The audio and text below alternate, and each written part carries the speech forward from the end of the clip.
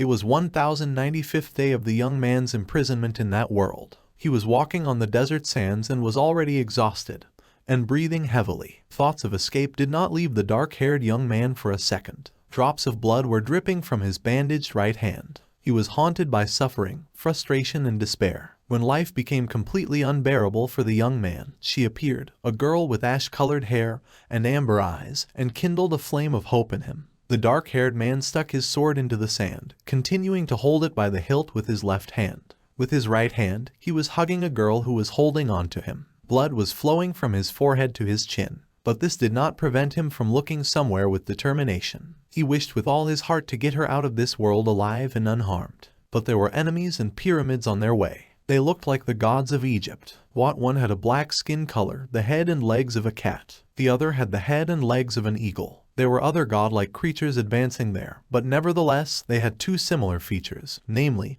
huge height and clothes in the style of ancient Egypt. Chosen by heaven, a genius with a difficult fate. In pursuit of the girl, he was struck by lightning. The guy was wearing a VR helmet with wires running from it. He was all warped by lightning. A diligent student, a kendo master with zero experience in love affairs, who has not played a single game. A child, a stranger to everyone, due to unforeseen circumstances, chasing a girl, who began his journey through the game in another world. The young man was warned that his location area was outside the service area. There are terrible natural conditions in that zone, the area to which the signal does not reach, and there are also angry animals. The only way to survive in that world is to continuously deal with monsters, defeating them, and become stronger, and also multiply experience points. Here the young man dealt with a pack of monster wolves and was congratulated on reaching the 15th level, receiving 24,000 experience points, and also informed that 50 points could be distributed.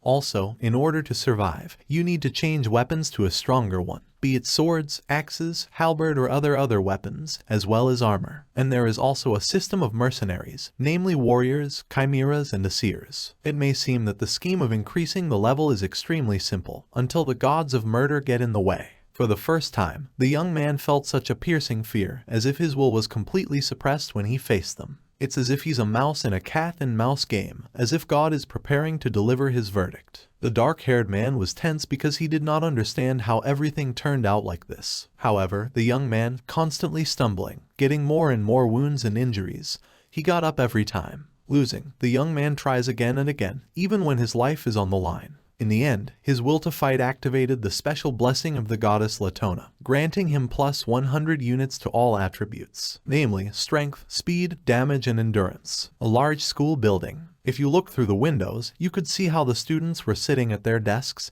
and studying. Here is one of the students, a young man named Chen Jil, also sat like the others and studied. Gil had brown hair and amber eyes. He was dressed in an orange hoodie, and over it was wearing a uniform jacket of his school. In one, he already had an earpiece sticking out from under his jacket. The young man thought that in the eyes of others, he was a diligent high school student. There were no difficulties for him that he could not solve. Until recently, until Gil fell in love with a troubled girl. This girl had pale red hair and green eyes. She asked Gil to do her homework for her, as she would go on a quest in the evening. This girl's name is Kin Xiaomai. The teacher began to scold the girl for sitting on the desk during the lesson. That's how she talked to the young man. At the same time, she had a chupa chups in her mouth. The girl handed her notebook to the young man. The young man's cheeks turned pink, but his expression remained serious. He took the notebook from Kin Xiaomai's hands and agreed to her words. The girl asked him what else he wanted to ask. Gil called Xiaomai by name and asked if he could try to play a game with her. But their conversation was interrupted by the teacher, who kicked the girl out of the classroom for interfering with the lesson. Already leaving the office, Xiaomai, with a smile on her face, agreed to Jill, while saying that they just lacked support and let him come to the newcomer's village at 8:30 in the evening. Her idea's sweetheart. Some time later, returning home after school, Gil was walking under an umbrella as it was raining hard outside. He was replaying the nickname Xiaomai in his head. When Gil came home, water was dripping from his feet. He said that he had come. His mom said that he came early that day. The young man answered her that because of the spoiled weather they were released early. His mother had the same amber-colored eyes and hair, a shade lighter, curls lying on her shoulders. She was holding a ladle in her hands. She told her son that it was raining heavily,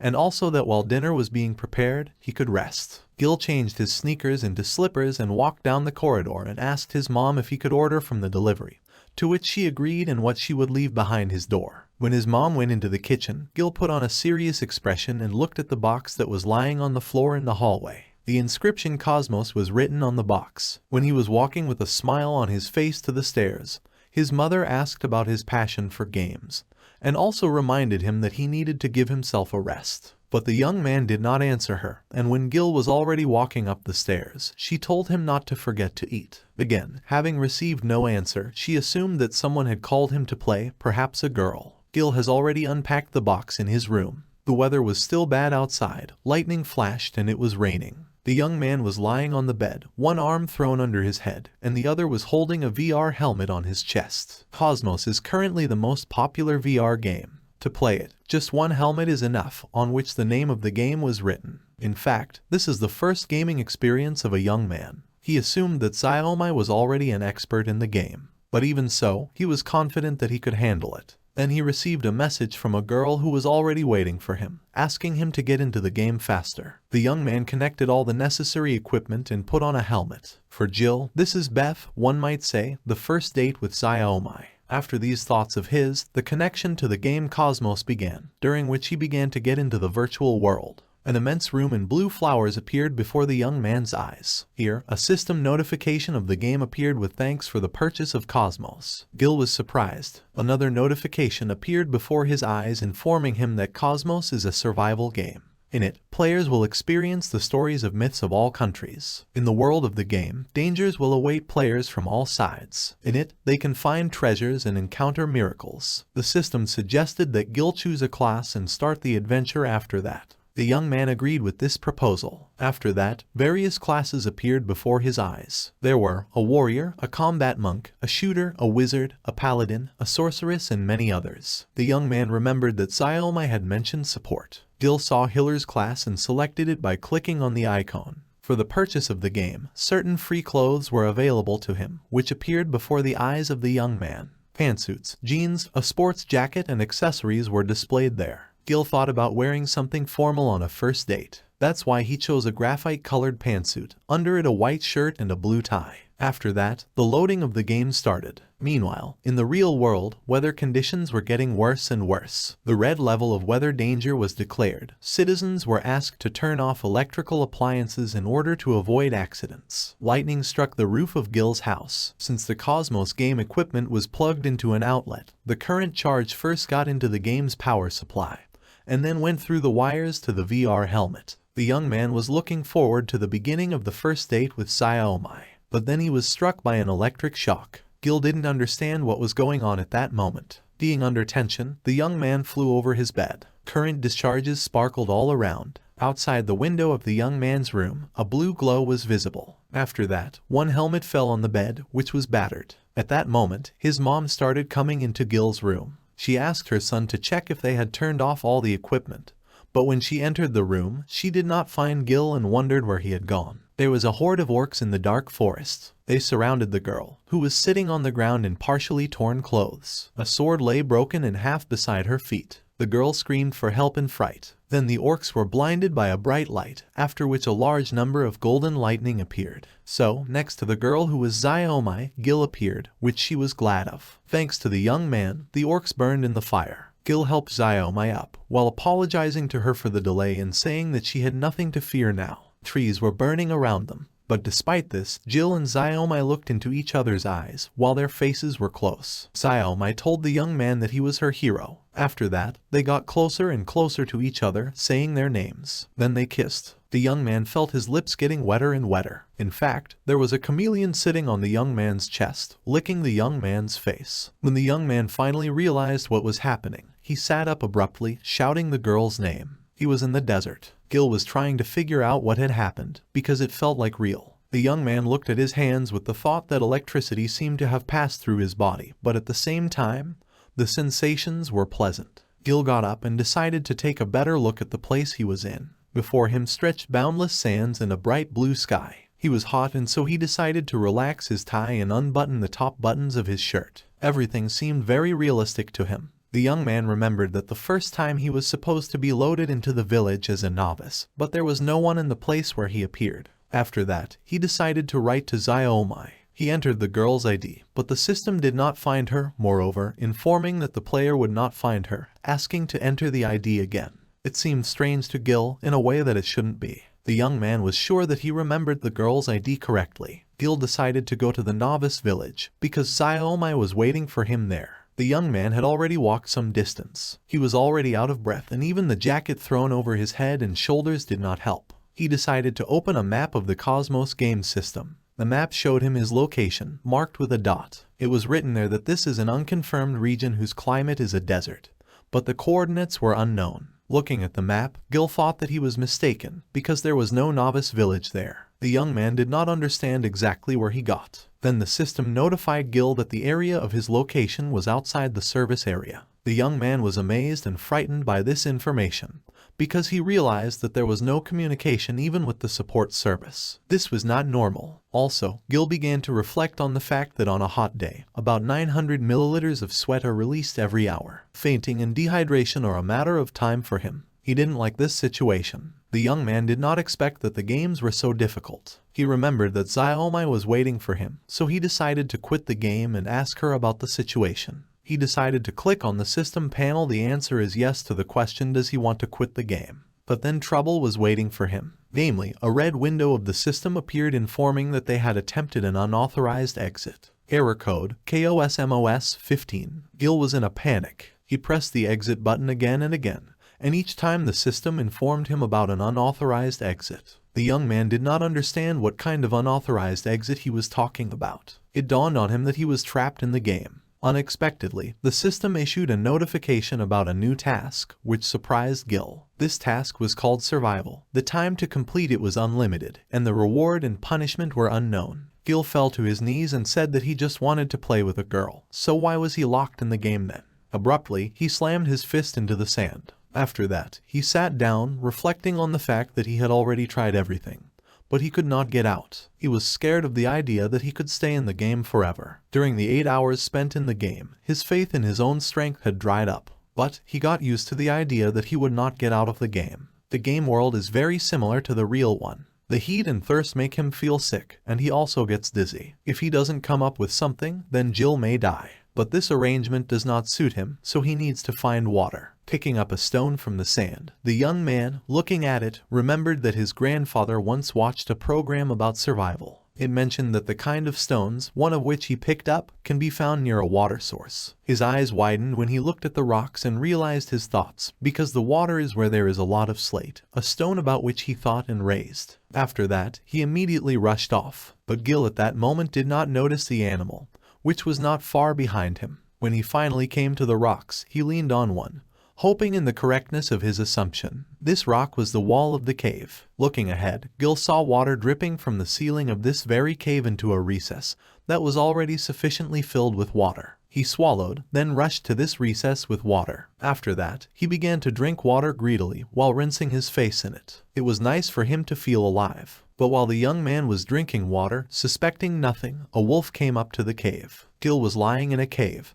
and the system window was open in front of him. He solved the water issue, so now he needs to think about how to get out of the game world. The young man took a sitting position and opened the system window. He suggested that, since this is a game, there must be some kind of clue in the desert. Gil was looking at the game map again. Only the explored area is displayed on the map. He knew perfectly well that it would not be easy for him. Just in case, Gil decided to study the system data. He opened a window with his own characteristics. His ID, Gil, he had a first level and a support class. His status was hunger. The young man's health and mana were equal to 100 units, but he had 0 points of opiate. Strength, agility, and armor were equal to 1 unit. Intelligence and endurance were equal to 3 units. Gil's ability was healing. The system gave him a hint, namely, that the acquisition of abilities requires the presence of a certain level or the fulfillment of specified conditions. Gil exhaled sadly, as he understood that his indicators were low. No level, no abilities. In case of danger, he will have to rely only on the speed of his feet. He didn't understand about the set conditions. After that, Gil wanted to see what kind of equipment he had. An iron sword, leather gloves, mercurochrome in the amount of 3 pieces, and a bandage in the amount of 3 pieces appeared to his mind. The iron sword belonged to the weapon class. Its strength was 100%. Its weight was 4 kilograms and the damage ranged from 2 to 8 units. Leather gloves belonged to the armor class. Their strength was 100%, and they also gave an increase in armor in the amount of 2 units. Mercurochrome belonged to the consumable class, and the effect was to restore health by 50 points. The bandage also belonged to the class of consumables. The effect was health. The system offered Gil to get a starter kit. The young man agreed to receive the set. After that, a sword and gloves began to materialize in front of him in a blue glow. When they fell, Gil, looking at them, thought that it was strange for the support to have a sword. He walked over to the items and took them. He hung the sword in the scabbard on his belt, and he immediately began to put on gloves. Gil himself realized that this equipment would be useful to him for safety. The young man began to make trial blows in the air, after which he took more air into his chest, turned around and sharply cut the stone in half. Looking at the sword with a serious look, he thought that this sword is much stronger than a real weapon. The system notified him that the strength of the sword had decreased by 1%. Considering the sword, he emphasized that there are many visualizations in the game, since even the degree of wear is displayed. His stomach began to rumble, carrying a loud sound through the cave. Gil decided to go and look for food while there are no clues, because he won't last long hungry. Already at the exit of the cave, the young man heard a sound behind him. He didn't understand what that sound was. Gil decided to go look at the source. The further he went, the more he noticed that the cave was of impressive size. He decided that since he had dealt with the thirst, he could look around. A bone rolled out in front of him. At first he saw her, but after the young man looked up, he was very shocked. He saw a large number of bones, both large and small. They were animal bones. The young man wondered where a pile of animal bones could have come from in the cave. Gil picked up the bone that had just rolled out to him. He saw some slits on it, and then remembered that there were photos of such marks in the books. Those were teeth marks. His business is bad, because you can't stay in the cave. After that thought, Gil turned around and started running. But then a wolf jumped out in front of him with its mouth wide open in front of the young man's face. Gil managed to duck, and then roll away from that place. He was attacked by a level 5 desert wolf. The wolf had a sandy-colored coat, with some small black lines on it. The wolf's advantage was fortitude. It reaches speeds of up to 10 kilometers per hour in the heat and up to 15 kilometers per hour at night. And when chasing prey, a wolf can accelerate up to 65 kilometers per hour. The main type of wolf attack is a bite. The strength of this bite was 200 kilograms. The wolf's weakness was an unprotected belly. The system warned the young man that their difference with the wolf was 3 levels. For him, the chance of defeat was high, or rather, receiving damage of 200%. At this moment, blood trickled down from Gil's right hand, as the wolf still managed to touch him. The young man was breathing heavily, and he was also convinced of his guess about the monster in the cave. He acknowledged the fact that the monster is much faster than him. Gil knew it was useless for him to run, so he would have to fight. After this decision, the young man began to draw his sword from its scabbard. Gil decided for himself that to lose is to die. At the same time, his gaze burned with determination. Gil recalled his time in high school, when he served as the head of the kendo club, how he practiced blows with a bamboo sword in special clothes. There were cups in the auditorium of the club. The young man was the youngest master in the country of Z with the 6th dan. Why would Gil study a martial art like kendo? The reason is simple. In his youth, his mother was a fan of this sport. They watched the matches together on TV. And even then his mom was obsessed with the kendo star of the country D, Kimura. She was incredibly happy with each of his victories, especially when she watched the broadcasts with little Gil kissing him on the cheeks. That's how he started doing kendo from early childhood. At the age of 5, Mom sent Gil to the kendo section. When he first started, he thought that kendo was simple. You just need to wear nice clothes and fight pretentiously. But, having gone a little deeper into training, Gil realized that the movements were not easy. And standing in front of an opponent dressed in a uniform, his heart is pounding, his breathing is strained, and a veil of horror tightly envelops him. At such moments, even the body can barely be made to move. The source of all this horror is his own weakness. At that moment, O got his first kick in kendo. The only way to get rid of weakness is continuous training. Constant work on yourself, constant overcoming of laziness. That's how it happened that he spent all his time in a dojo that didn't have air conditioning, honing every move many times, constantly losing, constantly being injured, constantly exercising, doing swing after swing. And so it went on until Gil became the youngest master in the country of Z with the 6th dan. In a world where the law of the jungle reigns, it is impossible to predict how terrifying the next opponent will be. At that moment, the wolf jumped on the young man again. Gripping the sword tighter in his hands, Gil realized that the moment had come for his actions. Namely, the attack that followed, on the back of the wolf. The wolf should not underestimate Gil, but this attack had no effect. His hands and the sword in them were shaking. The wolf wasted no time attacking Gil again, this time with his tail on his stomach. The young man flew off because of this blow into one of the walls of the cave. Gil was trying to catch his breath and wondered how the sword hadn't done any damage to the wolf at all. The system reminded the young man that the desert wolf has extremely powerful armor, and that its weak point is its belly. Gil realized that it was useless to hit somewhere other than the belly. The wolf went on the attack again, trying to close its jaws on Gila. The young man himself at that moment thought that everything was clear to him with a weak point. But the wolf still remained too fast and tried to bite him every time. Then Gil braced his feet against the cave wall. The thought flashed through the young man's mind that if he only defended himself, he would lose sooner or later. He was afraid that he might die in this world. There was a red notification from the system informing Gil about the low health reserve, so he needed treatment. The young man was visited by the idea of how to get to the belly. The wolf charged again. Gil also went for his opponent, hoping that his idea would work and he would be able to finish off the wolf. Blood started dripping onto the floor. It was the blood of a young man, which began to drip from the shoulder, which the wolf had bitten through, while holding Gil's torso with his paws. Gil was calm and stuck his sword into the wolf's stomach, rejoicing in his own victory. After that, he pushed the wolf away from him. Gil deliberately allowed himself to be bitten by the wolf in order to relax his vigilance and get to a vulnerable place. At the same time, blood was flowing from his mouth and he was breathing heavily. A system notification appeared in front of his eyes informing him that the desert wolf was defeated,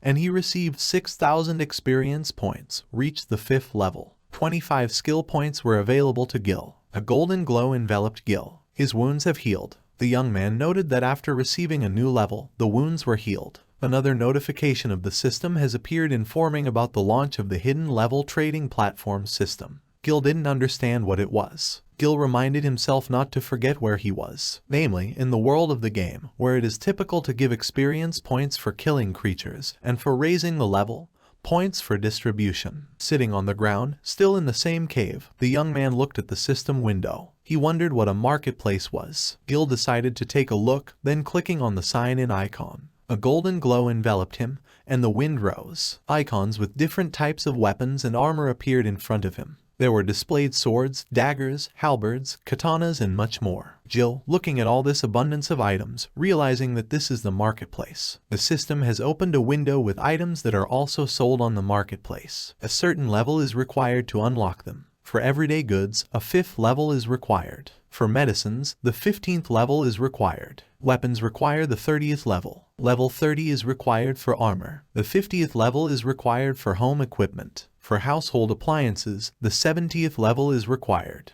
The 100th level was required to unlock the mercenaries. Also, the system informed Gil that a certain level is needed to unlock the inventory, and also that when buying items on trading platforms, the level is spent. Gil found it unusual that in addition to weapons and armor, the store has home equipment with electrical appliances. He wondered who would buy household appliances in the game at all, so also for such a number of levels. He also drew attention to the fact that the mercenary system generally requires 100 levels. The young man decided to open it and see what would happen there. In front of his feet and himself, some kind of small portal appeared, from which numbers flew out. A ninja girl appeared from this portal. At first it scared Gil a little, but then he realized that it was a hologram. Then the same portals began to open. Then the young man saw an armored warrior, an ironclad tank, and a magician completely hidden behind the assassin's clothes. Gil was struck by the diversity of these mercenaries. But then he saw a charming-looking support girl. The young man was embarrassed by her appearance, turned around and went in the other direction, asking on the topic of who came up with such a helpless class. Also, he thought about the fact that the game wants him to be stuck forever. A system notification appeared in front of Gil with information that with the current level, it is possible to unlock only everyday goods. The system asked him if he wanted to unblock them.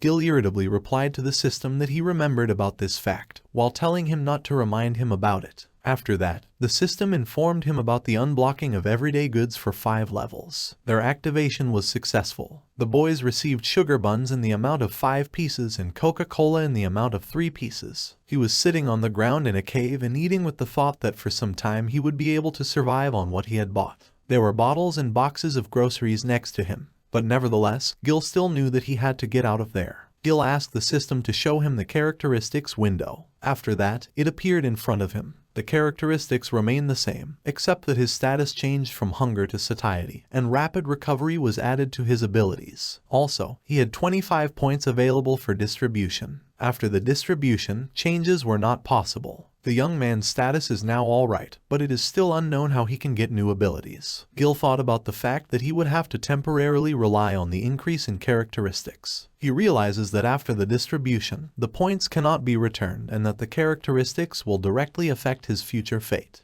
Armor determines survivability, magic affects damage from magical attacks, strength increases physical damage, endurance improves defense, and agility improves speed. The young man recalled that in the fight with the desert wolf, the difference between them was 5 levels, but in strength and speed, he slightly surpassed him. Gil understood that if he faced other brutal monsters, it would be good for him to become faster and increase damage to win. He decided to distribute the points in such a way that 5 points went into armor, and 10 points each went into agility and strength. After that, he confirmed the distribution in the system. The young man thought that 5 points of armor would make him more resilient, 10 points of strength would help him better withstand the attacks of monsters, and the remaining points would increase his speed. Gil was enveloped in a small aura of pinkish color, and he realized that after strengthening the characteristics, the body also changes, or rather, it is filled with power and becomes more plastic. He smiled, because for him it was quite a pleasant feeling. Then he heard a sound behind him and turned around.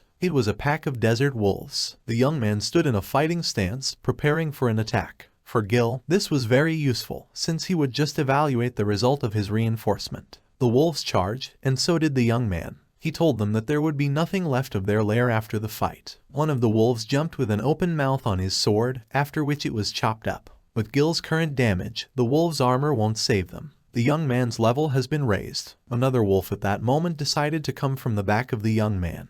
But it did not help him, because Gil had defeated him. He was struck by the thought that the enhancement of characteristics improves the art of the sword. Gil jumped over the enemies, while his sword flashed. When he landed, several wolves were defeated at once. The young man moved with lightning speed, defeating his enemies one by one. His level went up and up. After defeating the entire pack of wolves, Gil sat on their carcasses and exhaled heavily. The system congratulated him on reaching the 15th level and receiving 24,000 experience points. 75 points were available for distribution. Gil happily thought that it was much easier to kill monsters with an increased level. When the young man came out of the cave, it was already night. He was surprised by this and thought that he had food and water, and while it was cool outside, he could look for a way out of the game world. But before he could really move away from the cave, he came across part of a pack of wolves. Defeated wolves. They were lying here and there. Their bellies were without fur and skin, revealing a view of the bones of the ribs. Gil didn't understand why they were all dead and began to wonder about it. But he was interrupted by a sharp noise from one of the rocks. The young man turned his head in that direction, while grabbing the hilt of his sword. In the moonlight, a humanoid silhouette was visible on that rock, holding the carcasses of the wolves he had defeated. Gil did not understand who it was, while trying to make out the face of that creature. To Gil, the situation seemed very strange. He started looking around for that creature. The young man was sure that in one of the sides he saw the silhouette of a man, because also judging by the carcasses of wolves, there really was someone there. He suggested that it could be another one locked in the game. The young man lifted one of the carcasses of wolves, examining it. He assumed that it was as if all the blood had been sucked out of the wolf. Something was moving behind him, but Gil didn't notice it. He reasoned that whether the player could resort to such an atrocity. But then the young man was struck by the realization that he was mistaken. And at that moment, a red notification from the system appeared in front of his eyes, stating about the danger. From behind, something black moved towards the young man. Gil managed to dodge, cutting something with his sword at the same time. Looking at the ground, he saw some kind of severed appendage that was twitching. The system notified him that the weapon's durability had decreased by 25%. Gil realized that it wasn't a man who had killed the wolves. In confirmation of his words, a creature with a human body began to come into the light, and the head was like an insect. His skin had a bluish color. It was a monster of a higher class. The monster's arm, which, it turns out, was cut by Gil, began to grow back. The young man himself understood at that moment that this monster and the desert wolves were radically different opponents. At this thought, the young man's hands with the sword began to shake. Besides, if his stats hadn't increased after raising the level, he would already be dead. His side was scratched by the monster's attack. The monster's arm has completely grown back. The young man was shocked. The system informed Gil that the name of this creature is the Wandering Actor. His level was unknown. The actor who lives in the Rarknea desert has perfect speed. In the desert, it is the tip of the food chain. He feeds on the blood of living beings. A person cannot hide if the actor is out hunting. Gil was ready to meet a variety of monsters, but the chilling power of the Decider seemed to pin him to the ground, taking control of his body. A young man feels such horror for the first time, from the realization that he was hunted. Meanwhile, the Decider rushed to the attack, rapidly approaching Gil. He almost touched the young man with his hand, but he was able to dodge. After that, he rushed to attack the monster, bringing his sword behind his head in a jump, because he would not succumb to intimidation. Already under the very sword, the Decider managed to dodge. The young man's sword hit the ground, and the young man himself did not understand what had happened. Meanwhile, the Decider found himself behind Gil and aimed his fist at his face. There was a blow. The young man flew to the side because of him, rolled several times on the ground, then stuck his sword, breaking himself with it. When he stopped, he looked at the monster with the thought that now he understood about the words of the system about the speed of the monster. Gil straightened up, and the monster, looking at him, slightly tilted his head and said something in his own language. After that, he attacked the burden again, in an instant being in front of him, and hitting him in the stomach. The young man spat blood from his mouth, kneeling down. He realized that the last blow could well have taken his life. Except, Gil didn't understand what the monster was up to. The Decider pushed the young man away. After that, he tried to get up. The monster came up to him, squatting down. He held Gil's sword in his hand, while holding it out to the young man.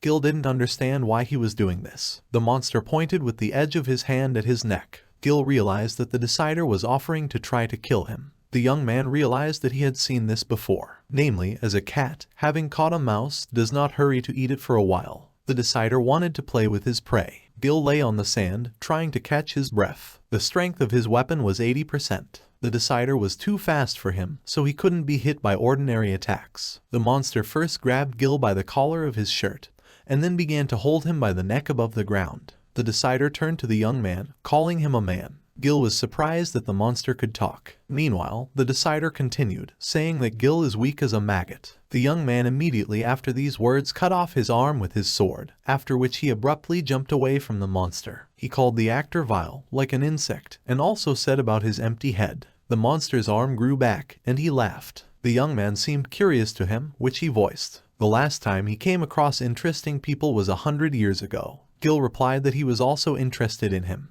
The young man had not felt his blood boil for a long time. He thought that his family, friends, and past life were very far from him. Gil has no right to die in this world. At these thoughts, a golden aura enveloped the young man. After that, a pillar of light struck from the sky. The Decider shielded himself from the bright radiance with his hand. Gil was standing in this pillar of light. When the pillar of light completely disappeared, the young man was surrounded by blue lightning. The system informed Gil that his will to fight had activated the special blessing of the goddess Latona, so he got 100+ to all attributes, namely strength, speed, damage, endurance. In addition to the lightning, the young man was surrounded by a blue aura. The Decider said that now Gil looks like someone who has power. But then the monster was surprised that the young man abruptly disappeared from where he was standing and appeared immediately in front of him, while attacking him. Gil kept attacking him with his sword over and over again. But then suddenly his sword broke, and the system informed him that the strength of the weapon is 0%, so there was a breakdown and further use of the sword is impossible. But even so, the young man continued his offensive, simply throwing away the sword and striking the arbiter in the face with his fist. With this attack of Gil, the monster was thrown far back. At the same time, a large cloud of dust rose. Gil decisively told the monster that he would change his idea of people. But to his surprise, when the dust settled, the Decider was not in the place where he flew away. But then the young man felt the monster behind him.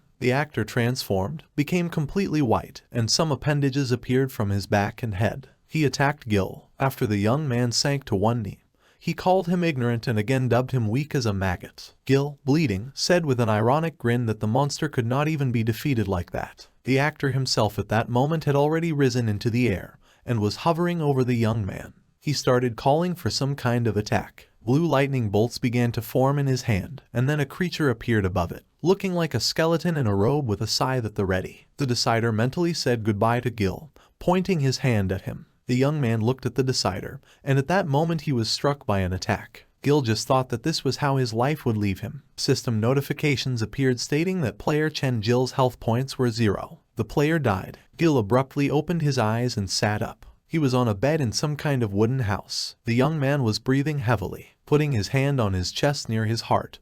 He wondered that he was alive. Gil assumed that he managed to leave the game while looking out of the window at the head of the bed, so he made sure that he was still in the game. After all, the young man was in some kind of house, which was located in the forest near the mountains. Gil didn't understand where he was and wondered about it. He decided to open a system window with his own characteristics. The young man was thinking about the fact that he was still in the game, but the monster had definitely killed him. And as a result, Gil woke up unharmed. Lifting his t-shirt, the young man made sure that there were not even wounds left on his body. The question of what had happened immediately popped into his head. But then someone came into the room. It turned out to be a red-haired, curvaceous girl who brought some things lying in a wooden basin. Noticing that Gil had woken up, she hesitantly noted this, saying out loud. They looked at each other for a while with incomprehension, because the young man was still sitting, with one hand lifting the edge of his shirt, exposing his torso. Gil abruptly lowered his t-shirt, waved his hand to the girl in greeting, and replied that he had just come to his senses. But the red-haired woman abruptly turned around, closing her eyes, and shouted to some grandfather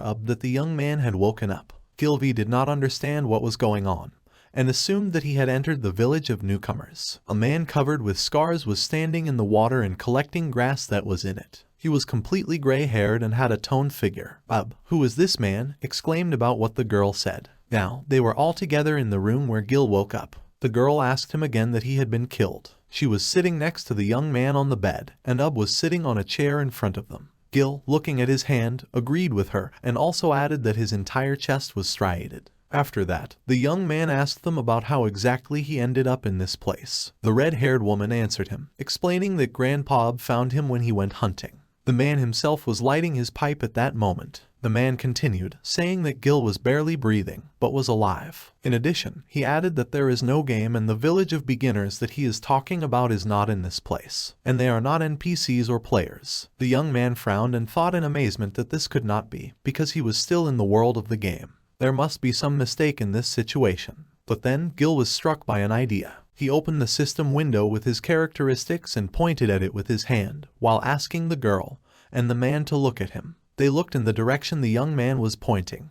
Gil began to explain to them that this is the taskbar of the game, while pressing something. Then he pointed to the system status display line, and then to his status bar while explaining his actions. He added that there is still a map in the game. At that moment, the girl and the man began to talk about the fact that the monster had knocked the young man's head off, because they saw nothing except Gil, who was fussing. Gil himself was tense at that moment because there was still no connection and Xiaomi's ID was also not being searched. He is completely disconnected from the outside world. The young man wondered how he could get out of the world of the game. He shouted in despair that he wanted to go home. But then Gil heard the answer that no one had ever managed to leave that place before. Said that. He also added that not a single inhabitant of the Rarknea desert was able to leave its territory. His face was serious at this moment. Gil immediately asked about the reason for this, because maybe the desert is big, but there must be a way out of it. He also asked the man about what his words about the impossibility of leaving the desert mean, as well as how the man and the girl themselves ended up in this place. The red-haired woman began the story that a few years ago, she and killed a dragon on the mainland of Bergamaffa.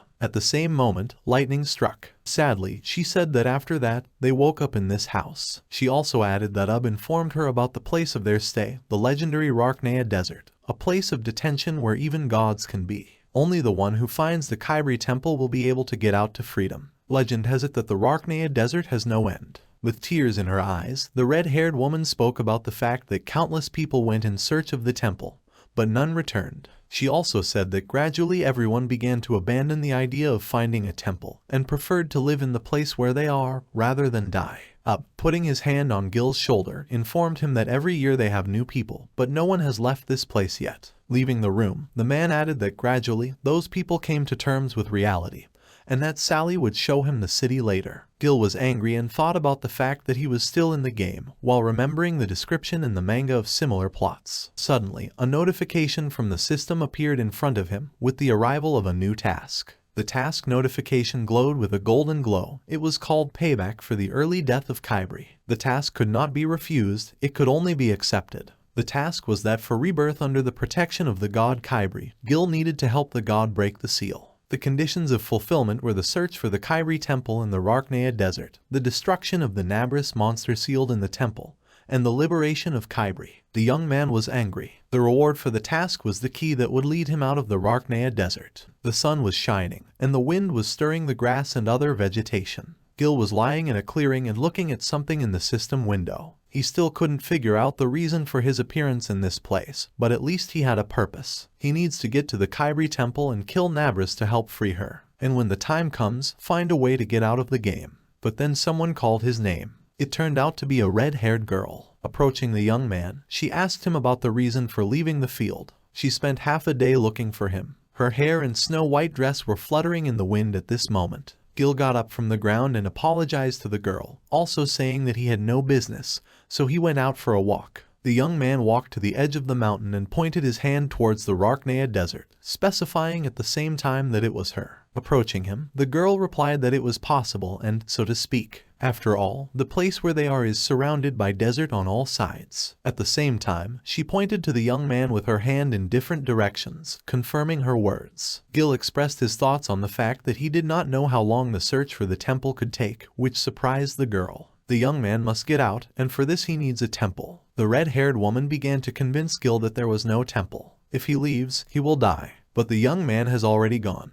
At the same time, he told her that he had already died once, so it does not matter to him what he will have to overcome to find him. Gil called the girl, Sally, to walk together to the city. When they had almost reached him, the red-haired girl asked the young man if he really wanted to find a temple, to which she received confident consent from him. Sally told him that there are many different monsters in the desert. Even Ub does not dare to hunt them. But Gil only answered her words so that she wouldn't worry, because he has amazing abilities. But then their conversation was interrupted. Someone attacked them. After the attack, a cloud of dust rose in the place where Jill and Sally were standing. 3 guys appeared and attacked them. One of them said that the game was hooked. Gil, still in a cloud of dust, tried to clear his throat. He saw Sally crouching down in front of him, surrounded by fire. One of the guys noticed that the girl shielded herself from his blow with a fiery dungeon, and also, he added about their long-awaited meeting. Sally called him by the name of Boban and asked if it was him again. When Sally straightened up, Gil asked her about the reason for the guy's attack on them. The girl told him that she forgot to tell about them, because the scarier monsters in the city are hunters bandits who do not want to hunt in the desert. They rob other people, making a living by killing ordinary people. At these words of hers, the one of the bandits who attacked them and then talked to the girl surrounded himself with purple lightning.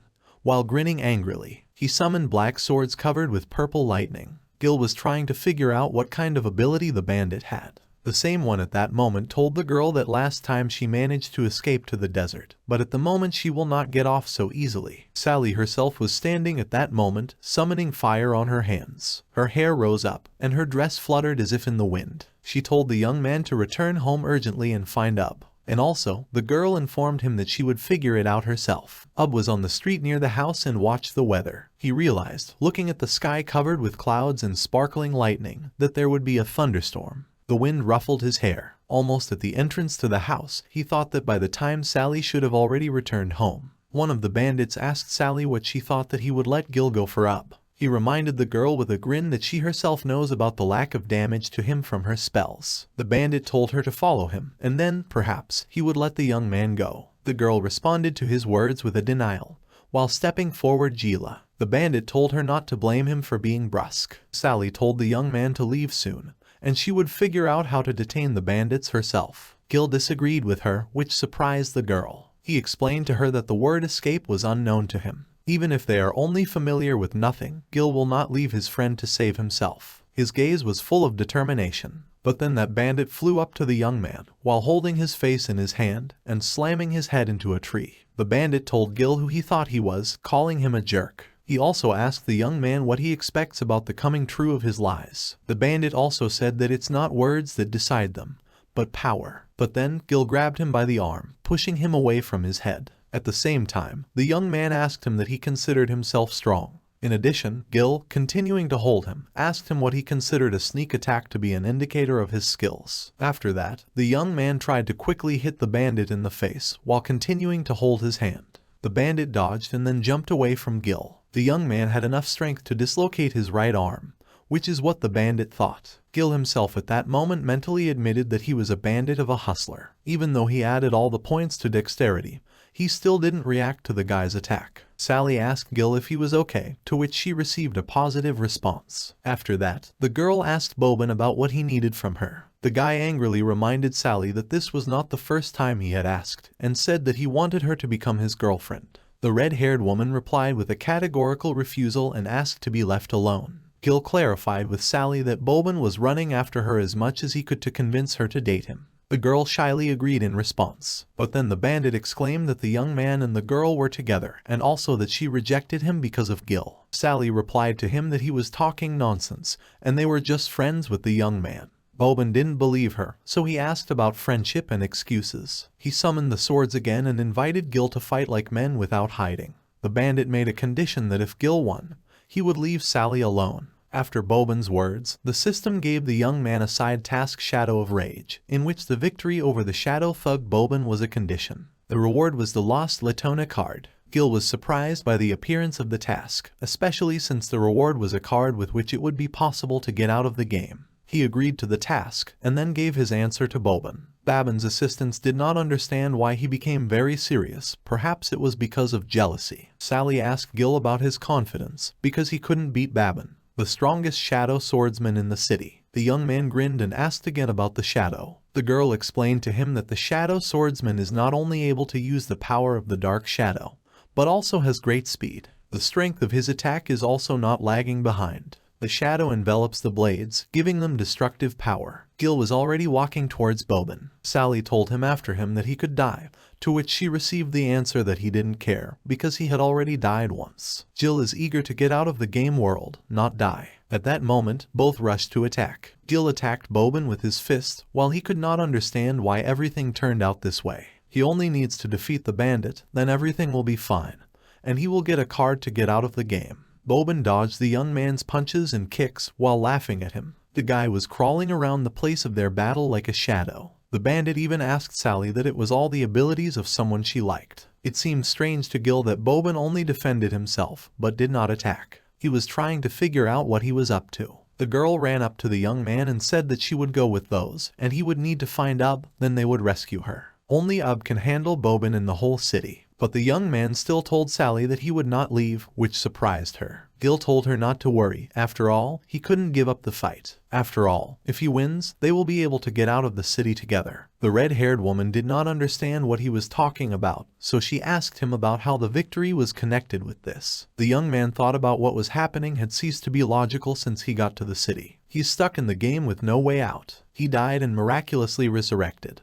And now the system has notified that it will give him a card for defeating Boban. Gil knew that this might all seem like a coincidence, but it seems that someone is behind it after all. But the flow of his thoughts was interrupted by Boban himself, who dropped his blades while sticking them into the ground. He asked the young man with a grin why he stood up, and also that he was scared, but it was too late to change his mind. Gil reflected his smile, repeating it, and replied with disagreement, and also asked if Boban himself was afraid, because he jumps from him like a grasshopper. The bandit responded by saying that he had come to the realization about boredom in the battle with the trash, who does not even have a weapon. After that, Boban took one of his blades in his hand and said that since an official fight was taking place between them, then everything should be fair. Then he threw that blade at Gil. The young man calmly picked it up with one of his hands. Also, the bandit added that he did not want Sally and his subordinates to think about his deception of Gil. His subordinates realized that their boss had become serious. The girl didn't say anything to that. Gil asked Boban with a smile that he turns out to be a decent guy, otherwise he still remembers his recent sneak attack. Boban replied that he was emotional. But the young man did not listen to him, only telling him to stop talking to him. He also added that if he told the truth,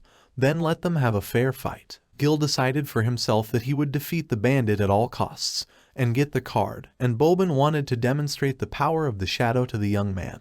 Then the young man went on the attack, but Boban only grinned at this, and then sharply attacked him. The young man was standing with his blade crossed with Boban, but then Sally called out to him, informing him that there was an attack behind him. After her shout, Gil turned around and saw that one Boban started attacking him from behind. But the young man was able to stop the bandit's attack. But then he was surprised, because a shadow began to spread from the blade that was stopped by Gil, and Boban was above him. Sally was scared and called the young man by name. The bandit cut Gil's shoulder. At this moment, the young man was thinking that he had taken away 300 health points, which means that he still had 700 left. When he has less than 300 left, then Gil will be automatically recognized as defeated. Boban, whose blade was dripping with the young man's blood, told him to give up, because he would not be able to defeat him. The system offered Gil a cure. He couldn't give up, so he agreed to her suggestion. After that, a green glow enveloped Gil. It was a first-level treatment that restored 100 health points to the young man, while stopping the bleeding.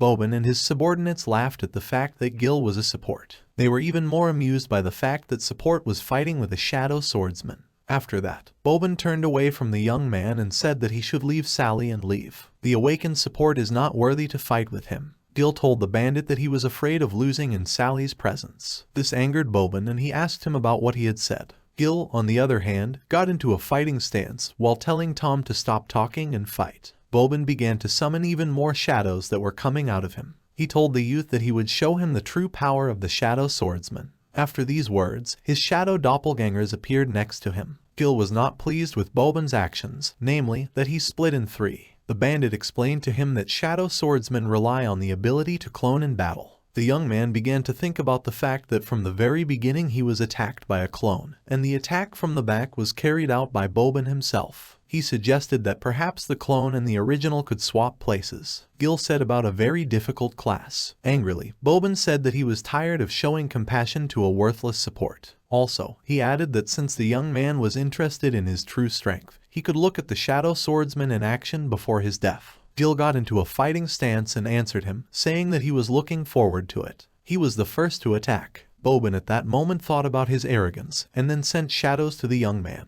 One of the shadows rushed swiftly towards Gil, but he met her, crossing his blade with hers. When they separated the blades, the shadow attacked the youth again, but he dodged and then attacked himself. Boban's shadow attacked Gil again, but he was able to defend himself. But while he was holding back the onslaught of the doppelganger, he thought that he was strong. Even it was difficult to resist the clone's attack, and there were two of them, looking in the direction of Boban, where he was standing with his double, but did not see the second one. At this moment, a shadow appeared behind the young man. One of the shadows told him that he managed to dodge the attack that time, but this time it won't happen. The young man just stood there. Gil amazed everyone with how he was able to attack the shadow. The attacked doppelganger could not understand how it happened, how he was able to dodge. Boban asked about what happened in general. The young man himself was trying to catch his breath at that moment and thought that he had almost lost his life. System notifications appeared congratulating you on receiving a dexterity bonus for acquiring the skill Lightning Strike of the first level. The hidden skill was that, being in mortal danger, therefore, Gil received a skill corresponding to the attribute of dexterity. A lightning strike makes a young man not susceptible to physical damage for 2 seconds. After that, he can deliver a critical strike of 150% of his strength. The cooldown time of the skill is 5 seconds. Gil understood that if he hadn't had this skill,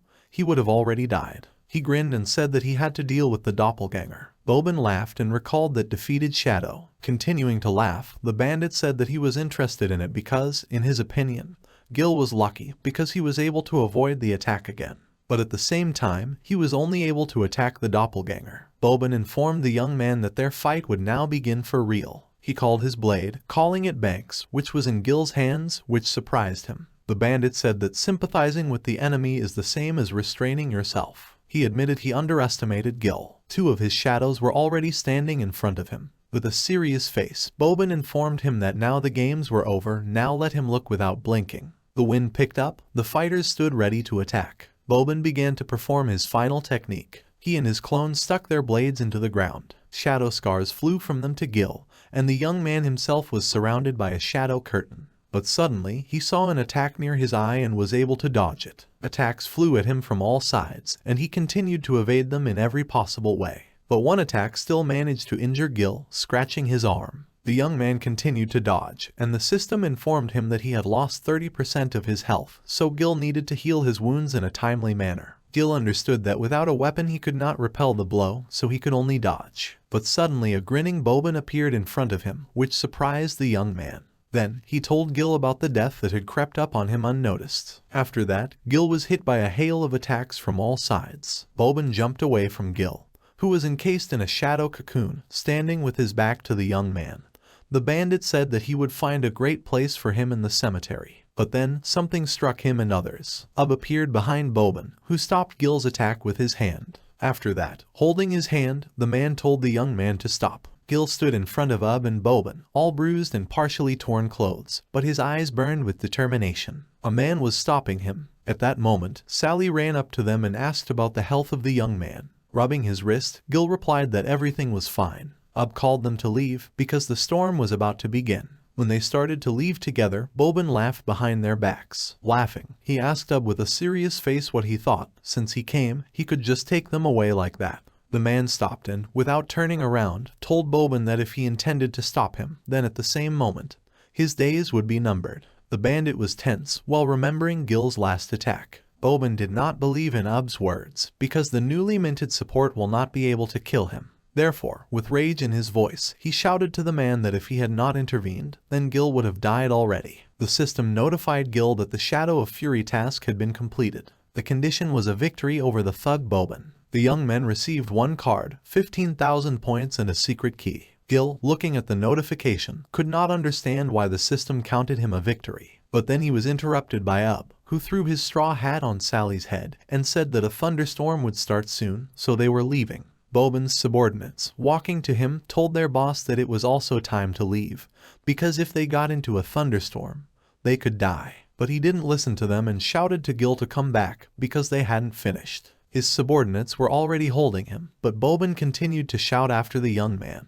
Gil stopped, looking at the bandit, but he was called by Sally, who asked about the reason for his stop and reminded the young man that the storm was already close. After that, Gil turned around and told her he was coming. Already in the house, Sally was treating Gil's wounds. She told him to stop twitching and that she would soon finish treating his wounds. The young man was lying on the bed all bandaged up. The girl smeared his leg with ointment and told him that she could not anoint him because he was twitching. Gil apologized, and also said that he had caused trouble for the girl and Ub again. Sally only replied that it had already happened. She didn't expect that the young man would be so strong. Gil was thinking that even though he had gained experience, his level had not risen. He also needs to heal his wounds. The young man realized that he needed to understand the mechanics of raising the level. He decided to ask the girl about the fact that he and Ub had known Boban before. Sally agreed, and also explained that they had been with him since childhood. They were like brother and sister. The girl informed Gil about the end of the dressing. The young man thanked her with a smile. Sally told him that she should thank him. After that, the girl went outside, covering herself with an umbrella, and said that she still needed to help Ub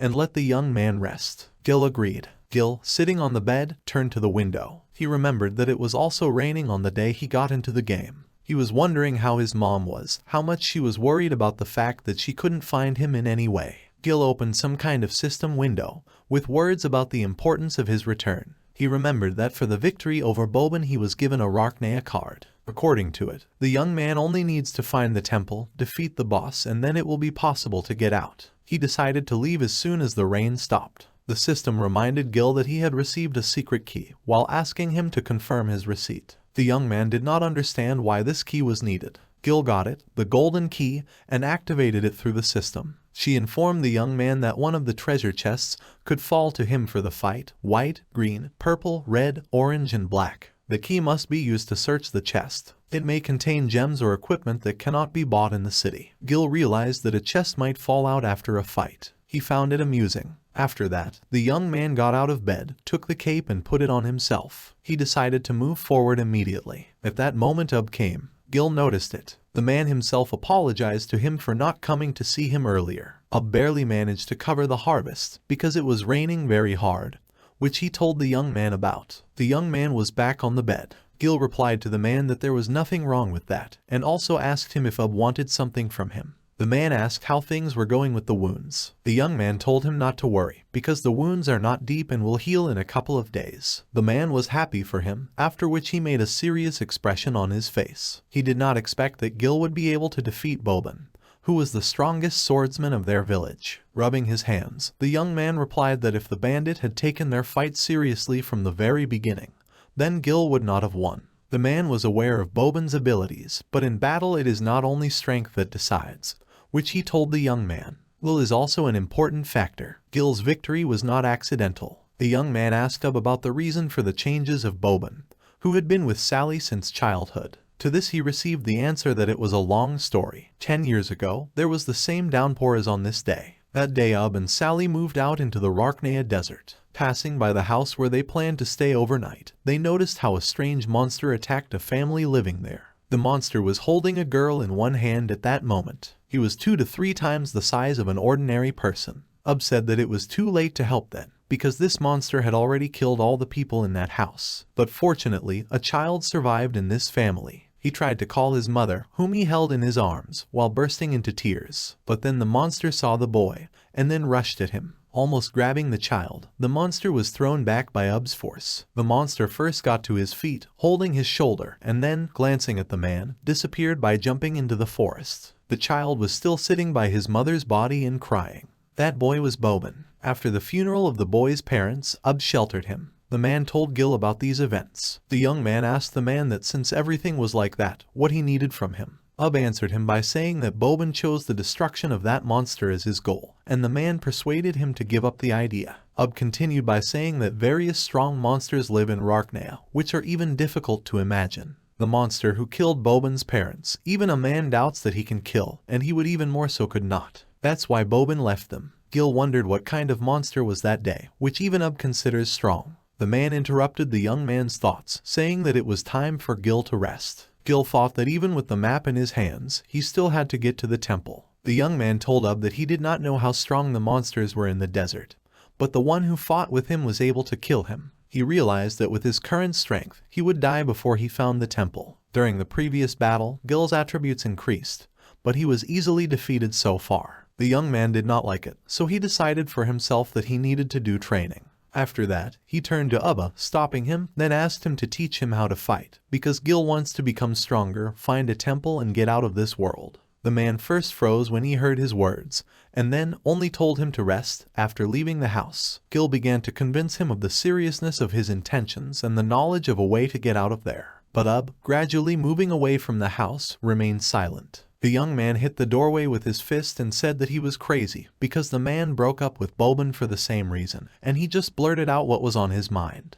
But Ub told the young man to come to the mountainside the next day when the rain stopped. Also, the man put forward a condition to Gil that if he passes his test, then Ub will agree to his training. To this, Gil happily shouted to him not to worry, because he would definitely pass. Leaving, the man remembered how he restrained Gil's blow, and thought that he did not know the reason why the hope that it was possible to get out of that place flared up again. In that battle with Boban, Gil literally erupted with terrifying power. Even his thunder shield cracked in an attempt to stop the youth. Ub assumed that the young man would lead their sortie from this place. When Gil turned around and started to enter the house, but then he received a notification about the task from the system. He decided to get acquainted with the notification that came. A list of daily tasks appeared to his attention, namely, jogging for a distance of 10 kilometers with a load, 3,000 push-ups with a load, 2,000 body lifts from a prone position. To Gil, the training seemed hellish, but the attributes will come in very handy. Therefore, it is impossible to refuse. After these reflections, he pressed the accept button. The sun was shining brightly. Here, Gil, breathing heavily, was walking with a big log on his shoulders. At that moment, he was thinking that the system was taking care of him, helping with the preparation. Then he did push-ups and then pumped the press. Mentally, the young man noted that he ran 10 kilometers, did 1,316 of 3,000 push-ups with a load, as well as 984 of 2,000 body lifts. It's been a long time since Gil started fighting to achieve the goal. This test is much more exciting than the difficult path that he will have to go through. The system notified the young man about completing the task, receiving 4 attribute points as a reward. At that moment, Gil himself collapsed on the grass. He began to think about which attribute would be better supplemented. Considering his abilities to heal and protect, he decided to add 2 points to intelligence, the rest to endurance. But someone interrupted him by calling his name. It was Sally, who was running to Gil. When the girl approached the young man, he asked her what happened. She started to take something out of the bag that was hanging on her shoulder while saying that she brought him breakfast, but did not find him in the room.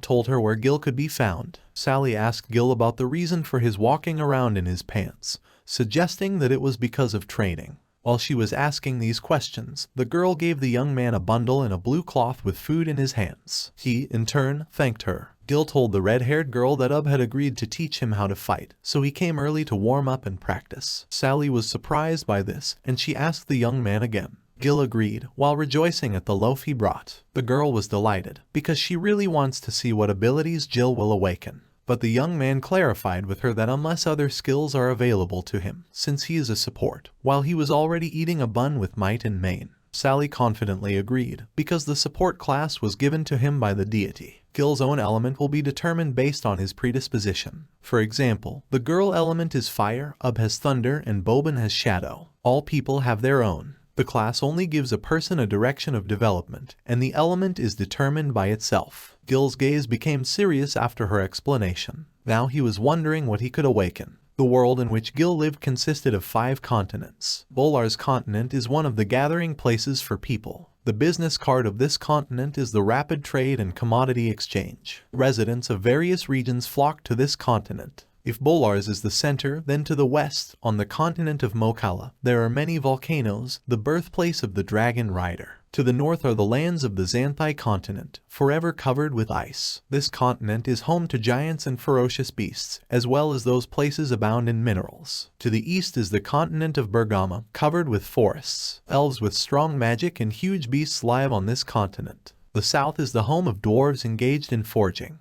Their homeland is called Shariktik, the so-called edge of the earth. Sally told Gil that it was only necessary to cross the Great Sea to reach the realm of the gods and gain endless power.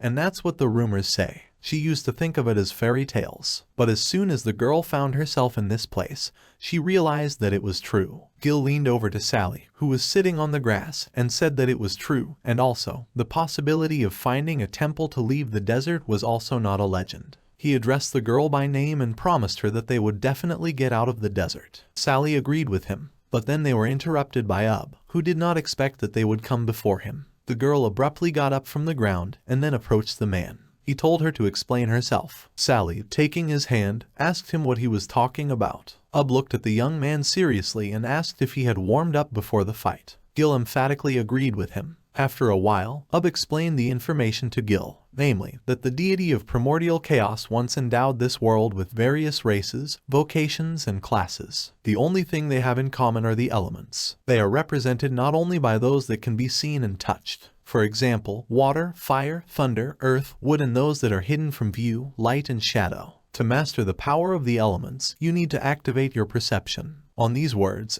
concentrated lightning between his palms, then letters appeared in circles around him. In order to feel their flow, you need to feel the presence first. At the same time, the man sat down to the ground, put one hand on it, under which blue lightning sparkled and a magic circle of the same color shone. Then, was enveloped by a large amount of lightning. This startled the young man who was watching him closely. Straightened up and told Gil that the teleporter that was at the man's feet would take the young man beyond the desert to the settlement of animals. Discovered it by accident while hunting. After these words, the man took hold of the sword wrapped in bandages with one hand, which was behind his back. At the same time, he said that this sword had been with him in all battles for 10 years. Handing the sword to Gil, informed him that he would reopen the portal in 3 days. If the young man can kill the king of beasts with this sword and bring him his head, the test will be passed. The man also told him not to forget that only by awakening the power of the elements, he would discover the true power of the sword, with which he could kill the beast. Warned him that there was a chance that Jill might not come back, so he needed to think carefully so that he wouldn't regret it later. Gil smiled and, grabbing his sword, resolutely said that he would not regret his decision. Turning around and walking to the portal,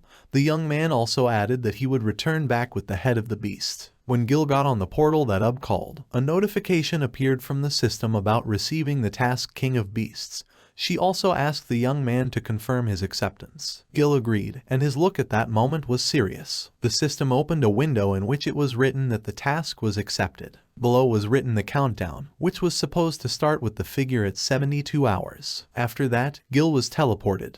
Saw off the blue pillar of light that teleported the young man. The man said out loud that the inhabitants of those places are extremely dangerous. Only by mastering the power of the elements, the young man will be able to defeat their leader. The power comes from the perception of the outside world. Meanwhile, Gil appeared in some place in a pillar of light. Moving away from the portal, the young man went to look around. He noted aloud that the location of the assignment was different from the desert. The ground in this place was black, and there was not a glimmer of light in the sky. Gil also noted that there was a bad smell in this place, although it didn't matter to him. His goal was to find a pack of animals. With these thoughts, he opened a system window with his own characteristics. The young man understood that with his current level, it would be very difficult to defeat the boss. First, he will need to figure out a way to raise the level. Gil decided to start searching, but at that moment something appeared above his head, resembling a rift in the sky in the form of a rhombus of reddish-pink color. Something green was heading towards the young man from behind to attack, but he was able to dodge. Gil noted the speed of this creature, which is so fast that it cannot be seen.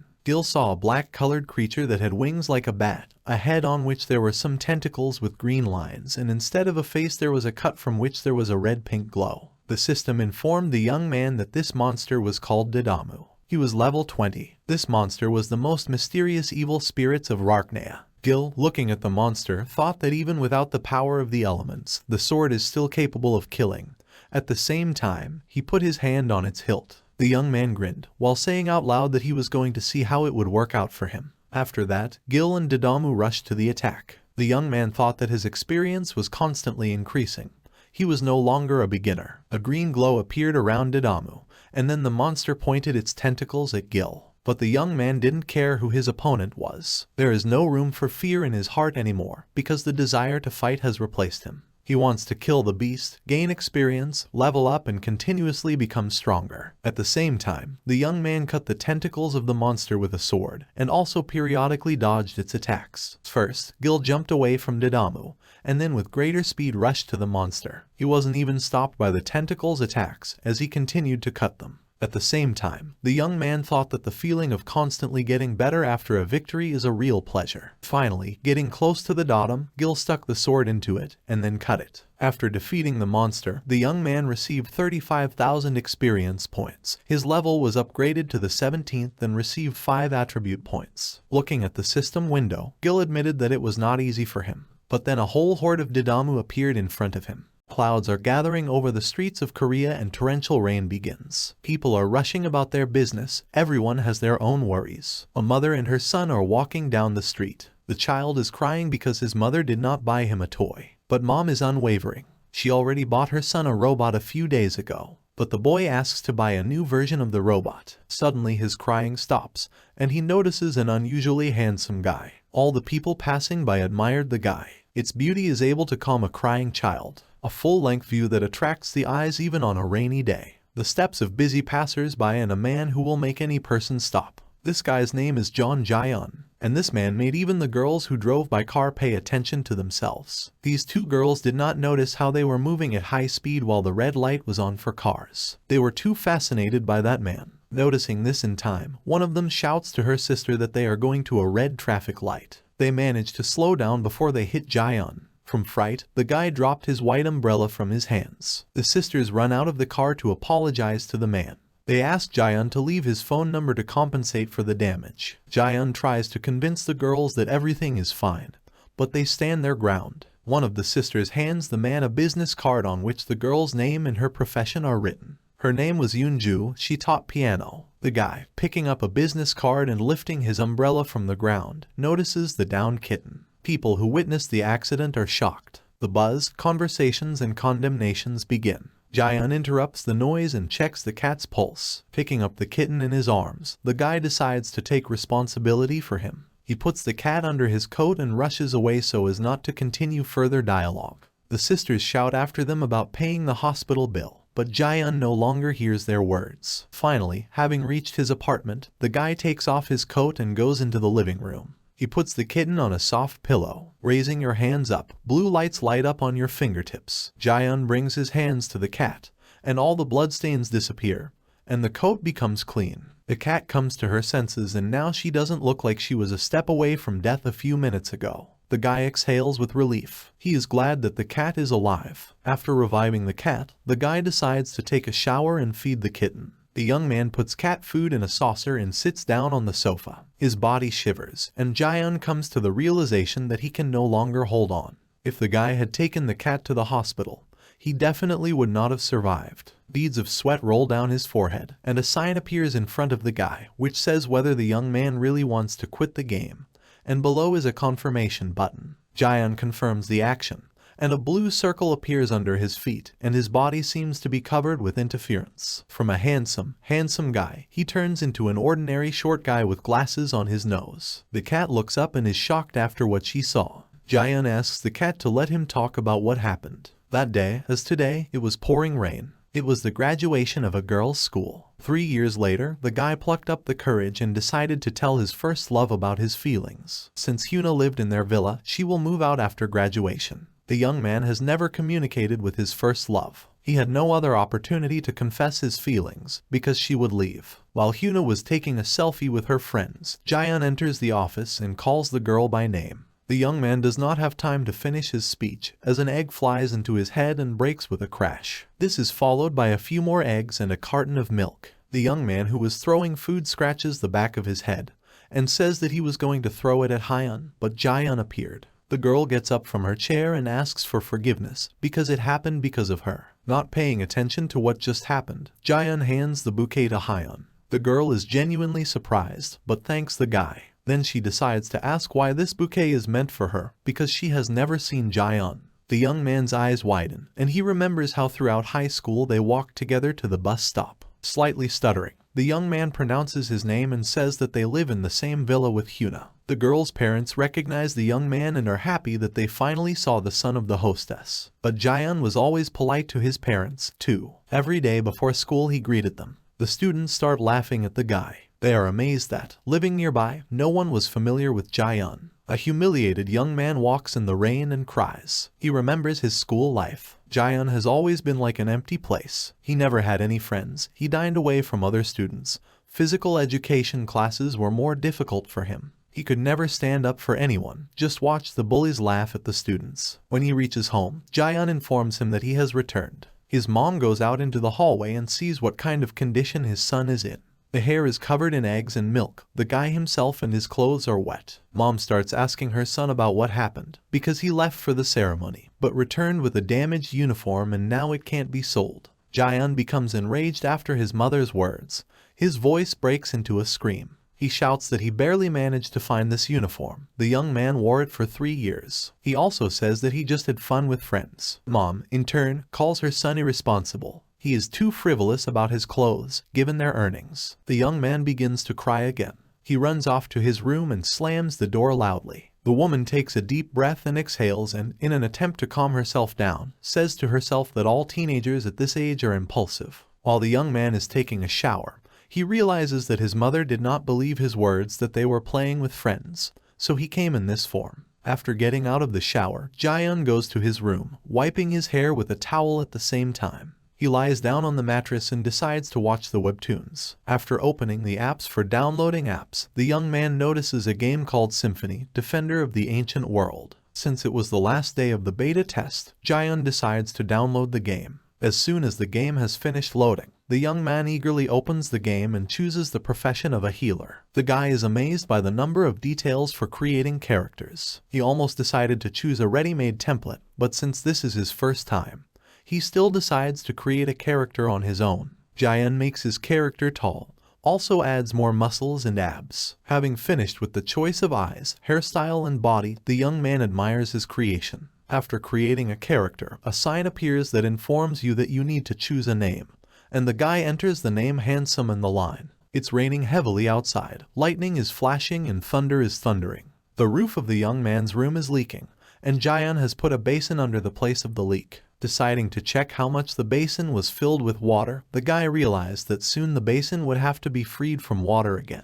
Jaehyun is successfully trained in the game. While he was admiring the character he created, the young man decides to make a post on a social network. In the post, he attaches a photo of his character, nickname, and calls other players to play together. In the next second, the friends section is filled with applications and messages from users. Someone praised a beautiful character, someone called to unite and play together. One of the girls was looking for a guy to play together. After seeing this message, Jaehyun is thrilled, but he quickly returns to reality and remembers today. A guy will never have a chance to live at least once with such an appearance. While the young man was talking about this, his phone was starting to run out. Noticing this, Jaehyun quickly plugs the charger into the socket. Suddenly, a bright flash of lightning and the sound of thunder can be seen outside the window. Jaehyun decided not to pay attention to the lightning, because he is too passionate about the game. Lightning strikes the roof of the apartment, which causes a short circuit. While the young man was holding the phone in his hands, a strong electric shock passes through his body. The whole body trembles and seems to glow. In the next second, Jaehyun sees the darkness and hears the smell of orange. The guy opens his eyes and sees his computer monitor on fire. He picks up a basin of rainwater and pours it on the monitor, but it doesn't help.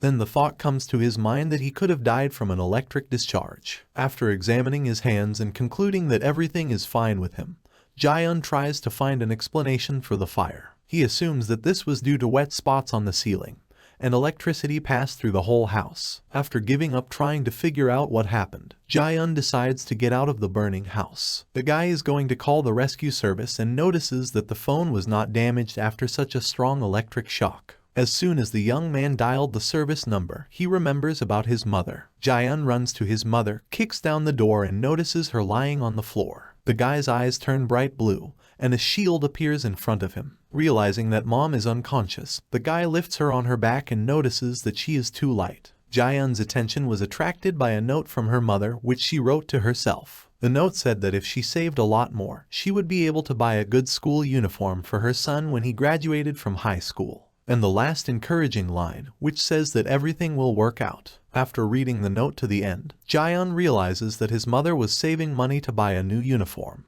and he feels ashamed in front of her. But the guy decides not to stop for a long time over the note and knocks out the glass door in order to get out of the burning house. A piece of glass hits the woman, and a cut remains on her cheek. But in the next second, the area around the wound begins to glow blue and green, and the wound quickly tightens. While Jaehyun was carrying his mother on his back, he only asked for one thing, for his mother to come to her senses. An ambulance takes Jaehyun herself to the hospital. The woman inhaled a lot of gas. Doctors also report that mom has external dialysis syndrome caused by serious brain and lung damage. The woman fell into a coma. After the announcement of the doctor, tears begin to flow down the cheeks of the young man. He asks the doctors to bring his mother to consciousness, but the doctor only informs them that they can only monitor the patient's condition. The doctor also adds that the guy should be ready for any outcome of events. The doctor also informs that there is no guarantee of recovery, but hospitalization may take a long time. A man in a white coat asks Jaehyun about other family members who could support the woman. The young man only replies that mom has only him. His father died when the guy was still a child. Upon hearing this, the doctor asks about paying the hospital bill. After all, Jaehyun is still a student, and it will be difficult for him to pay such an amount on his own. But the young man calms the doctor down and says that insurance has been issued for him. Mom took care of insurance so that there would be no problems in emergency situations. One day, Jaehyun's mom decided to do everything to get insurance. One day, mom gets together with her friends and talks about insurance that can cover any hospital bills or injuries. But mom's friends thought her words were nonsense,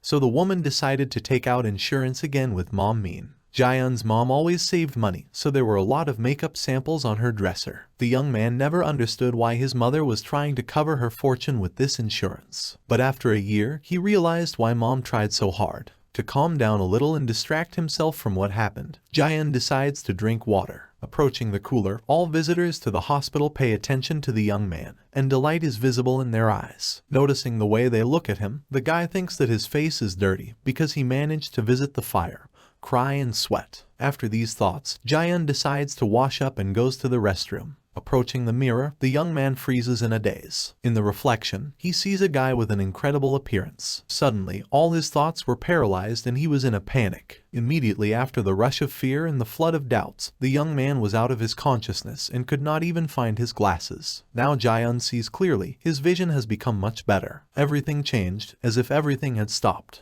What the young man could not do before, today, in a strange way for him, was too simple. The guy took it for a strong adrenaline rush, but in the middle of the fire, Mom fell into a coma and he was fine. Then Jaehyun remembers about the game in which he created exactly the appearance he has now. Thinking that he is not himself because of the electric shock, the young man begins to slap himself on the cheeks. After an endless stream of thoughts to make sure that he does not think, Jaehyun decides to turn to the man who was with him in the toilet and was busy with his own affairs. The guy lightly hits the man on the shoulder to draw attention to himself, and asks if the man finds him attractive. The man was confused, but replied that the young man was quite handsome. Jaehyun decides to test the game, but the trial version has ended, and now he will not be able to connect. In his head, the young man asks the question of how he will return to his body and how he will live now. A few days have passed, but Mom's condition has not improved. The house burned down and Jaehyun decided to stay in the hospital. He was sleeping in a hospital bed next to his mom, washing clothes in the hospital laundry. He also had 3 meals a day in the cafeteria. The hospital has all the conditions for life, but the guy is not used to it yet. He notices constant stares at himself. The young man always faces the enthusiastic glances of other patients. All the people treat him politely,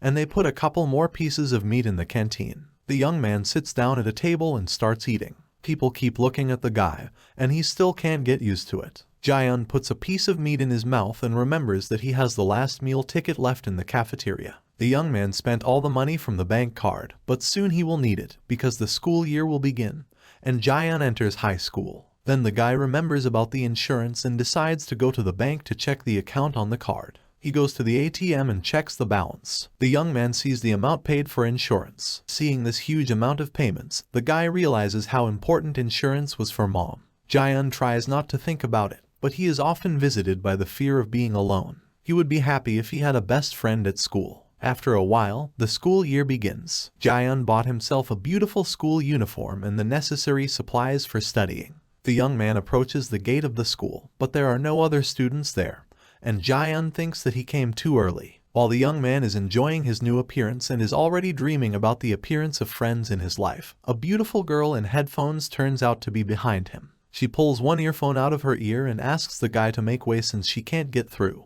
Jaehyun apologizes to the student and frees her passage. The young man felt ashamed of his act, but he decides not to stay on the spot and goes to his class. Entering the office, the guy sees the same girl he encountered at the school gate. He wants to say hello to her, but they are alone in the classroom and it becomes awkward for him. Besides, the girl was wearing headphones. The young man concludes that the girl does not care about what is happening around and decides not to disturb her. Instead, he puts his hands on the desk, puts his head on them and decides that he should take a nap, because he woke up early. The young man wakes up from the loud exclamations of a student sitting next to him, who was playing a game. Completely forgetting about the dream, Jaehyun quickly joins the game process and explains to the neighbor on the desk how to do the right thing to complete the game. A screamer appears on the screen, and the student puts down the phone, turning to Jaehyun. A schoolboy sees his neighbor's face and jumps away from him. The student falls off his chair, and other classmates think that a fight has started. Jaehyun helps a classmate to get up from the floor,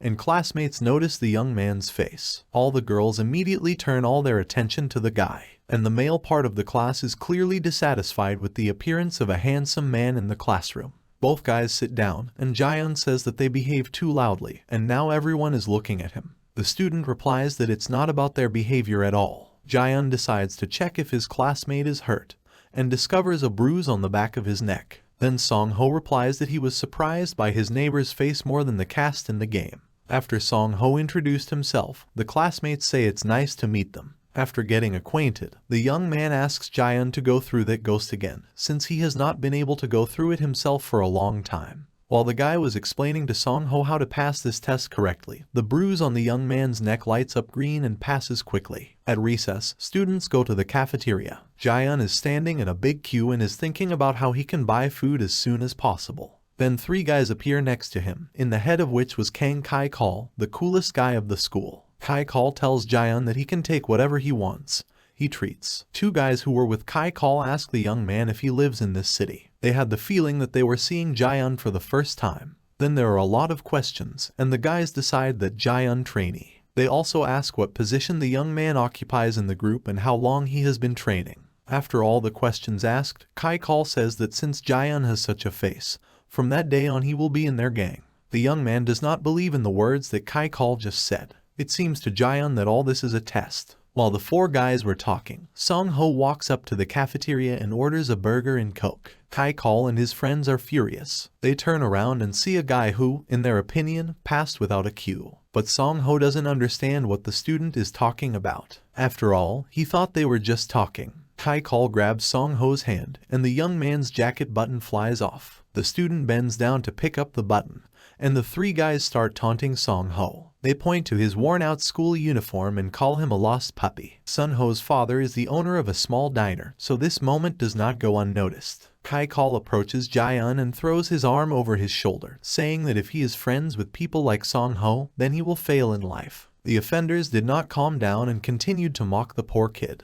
In an instant, all the memories from his poor life fly through Jaehyun's head. The young man turns his head towards Kai-Call and tells him to get out of here, calling the guy trash. Kai-Call and his friends clearly did not expect this, so they begin to threaten him with violence. Kai-Call grabs Jaehyun by the shoulder. His arm is straining so much that the veins bulge on it. The young man intercepts the offender's hand and squeezes it. Not a single muscle moved on the guy's face, which could not be said about Kai-Call. Beads of sweat appear on his forehead, and panic and fear are visible in his eyes. Jaehyun squeezes his hand with such force that the offender did not expect it. Kai-Call screams for his hand to be released, but the young man doesn't care about his words. At some point, Jaehyun still lets go of the offender's hand, and he falls to the floor. The young man looks down on the bully and says that it's not worth talking to him like that. Then the young man calls Song-ho and they leave. Kai-Call gets up from the floor and looks at his hand. There is a bright red handprint on it. It seemed to him as if his arm had been torn off. Classmates walk down the school corridor and discuss how Kai-Call got. Jaehyun didn't want to be ignored, so he pretended to be strong.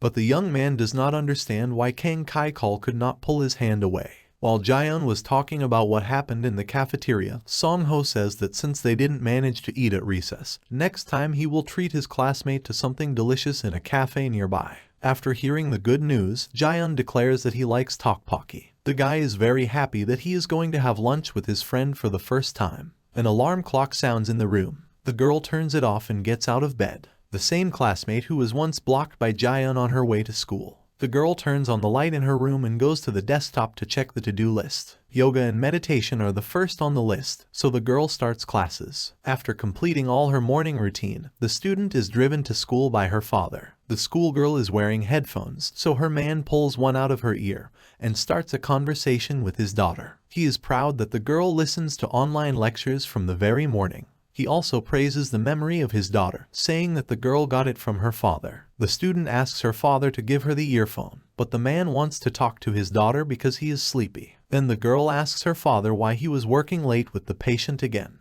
After all, the schoolgirl is also worried about the health of her dad. The schoolgirl reaches the school and goes to class. Sitting down at her desk, she checks her to-do list and realizes that she has completed all the morning tasks. So she puts down the list of things to do and decides to listen to music. At the science lesson, the teacher praises Soa for being the winner of the experiments. Her results are impeccable. At the physical education lesson, the girl again performs all the tasks flawlessly. The teacher notices that she could become a professional athlete. In all other lessons, the girl gets top marks for assignments and gives correct answers to all questions. Song-ho, who was sitting at the last desk with Jaehyun, says that he will never be able to achieve the same success as Soa. These two believe that people should be modest in everything, so they get low math scores and remain happy that they are losers. After the showdown with Kai-Call, Jaehyun began spending time with Song-ho. He finally had a best friend. Friends are sitting in class and joking about their scores on independent work. Song-ho tells his friend to be more modest, because his result on his own came out 3 points higher than Sun-ho's. While friends were joking and having fun in every possible way, Jaehyun comes to realize that now he really enjoys school life. But he remembers that the conflict with Kai-Call is not over, and the young man should not forget about it. Song-ho is standing in the school corridor. Two girls run up to him and give him a letter in a pink envelope with a sticker in the middle in the shape of a heart. One of the students quickly hands out a letter, and the schoolgirls run away. A guy comes to class and puts various gifts, notes, letters from girls on Jaehyun's desk. Song-ho resents why he is given so many gifts. He does not even realize that all this is intended for his friend.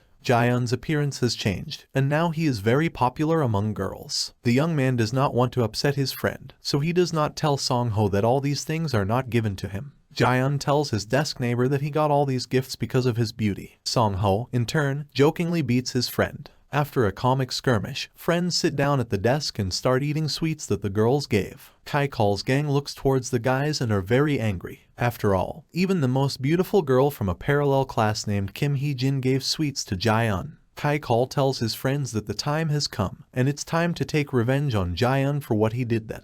The guy looks at Jaehyun and starts talking about how he has a good grip. Kai-Kal wonders if that guy can fight. He regrets that he didn't fight back last time. The guys put their textbooks in backpacks, and Song-ho suggests Jaehyun to go eat tteokbokki and pizza after school. The young man agrees and puts the last textbook in his bag. The corner of the book bends, and the guy realizes that lately it has become difficult for him to control his strength. A class meeting begins, and the teacher tries to calm the students down, when schoolchildren turn their attention to a man, and he begins his speech. The teacher says that enough time has passed since the guys joined the school, and they were able to get to know each other better. Therefore, today he is going to appoint the class president. First, the teacher wants to recommend Soa as a candidate for this post. Upon admission, she was in the top of the best students. After the proposal is put forward, the teacher gives the students the right to choose and asks about which candidates the guys can recommend. But there is silence in the classroom. Therefore, the man asks schoolchildren to be more active and participate in the election of the president. Then one of the classmates suggests the candidacy of Jaehyun. The other girls are furious because they also wanted to offer the young man to become president. After hearing this, Jaehyun is shocked. He doesn't understand why others see him as the president. Song-ho, looking bored, only says that if his friend is elected president, the teacher will always bother him, and they will have to walk less often. When Jaehyun hears from his friend that there will be difficulties with walking, he abruptly gets up from his seat and refuses this position. Then the teacher says that Jaehyun is the only one who was proposed by other students, and more than 2 people are required to vote. If there is no one the students can recommend, then we need someone who will voluntarily nominate their candidacy. Kai-Kal understands that he cannot allow Jaehyun to become president. Therefore, he offers himself as president. 2 of Kai-Kal's friends start chanting his name as support. Meanwhile, the teacher writes 3 names on the board: Soa, John Jaehyun, and Kang Kai-Kal. The teacher announces the start of voting, and the students begin to shout out the names of the candidates. After the vote, Woo Jaehyun and Kai-Kal have an equal number of votes. Then Jaehyun raises his hand and says that he does not want to be responsible and asks Kai-Kal to become president. The teacher scratches the back of his head and does not understand why the young man refused such a position. The man says that the one who wanted to do this should do it, and appoints Soa as deputy president. Since the presidential election is over, the man announces that after each meeting he will monitor the cleaning of the classroom. After the end of the meeting, Kai-Kal rises from his seat and says that classmates can congratulate the new class president. The students congratulate the young man, and Soa leaves the classroom. But before she can leave the office, Kai-Kal's hand appears on her shoulder. The guy with his friends is standing behind the girl and asks her about cleaning. The student does not understand what the young man is talking about, because the teacher appointed the president as responsible for cleaning. Kai-Kal, in turn, says that he is not going to do such nonsense, so he leaves it to the deputy. But the girl doesn't want to leave it just like that, so she calls Kai-Kal by name. She says that the young man cannot shift it to others. The guy gets furious after the girl's words. He moves towards her and swings for a blow. Jaehyun sees that Kai-Kal is going to hit the girl, so he rushes to help. In his head, he just keeps saying that he must have time to save her. But the student didn't need Jaehyun's help. The girl swings her leg to perform the reception and hits the president with such force that he flies off several meters. Witnesses of the incident are shocked. They didn't expect Soa to be so strong. One of Kai-Kal's friends picks him up on his back and is about to run away. Soa, Jaehyun, and Song-ho run after them. The guy from the president's gang shouts after him that the girl will pay for what she did. Thoughts flash through Jaehyun's mind that if he had agreed to become president, none of this would have happened now. Kai-Kal is taken to the school medical center, and the nurse asks the students who did this to Kai-Kal. Soa hesitated, and before she could say that she did it, Jaehyun takes the blame. The nurse, in turn, asks why the young man did it, but Jaehyun did not have time to come up with a reason why he could hit Kai-Kal. Then Song-ho decides to intervene and talks about an incident that happened a couple of days ago in the cafeteria. The young man tells that Kai-Kal decided to make fun of him, and Jaehyun tried to help. Kai-Kal's friend was about to speak out against the words said by Song-ho, but the second one stops the guy and says that Jaehyun and Song-ho just crossed the line, and Kai-Kal is not to blame. One of the friends tells the other that if he keeps talking, Song-ho and Jaeon will tell that it was Kai-Call who hit Soa first, so they better keep quiet. The nurse folds her arms on her chest and says that Kai-Call needs a good medical examination. The blow was too strong. A woman can't believe that students in their first year of high school did such a thing. The woman adds that now the students are under supervision and their behavior will affect their academic performance. Kang Kai-Call should be taken to the hospital, and the nurse will go to the staff room to call his parents. The woman also says that Jaeon, as the culprit of the incident, should apologize to Kai-Call's parents. At the end of her monologue, the nurse sends the rest of the students home. Song-ho goes outside, and Soa follows him. She asks him for forgiveness because the girl should have confessed what she did, but she was scared. The young man just laughs and replies to Soa that everything is fine. He and Jaeon aren't good at studying anyway. The girl still stands her ground and says that she is really sorry, and tomorrow she is going to confess everything.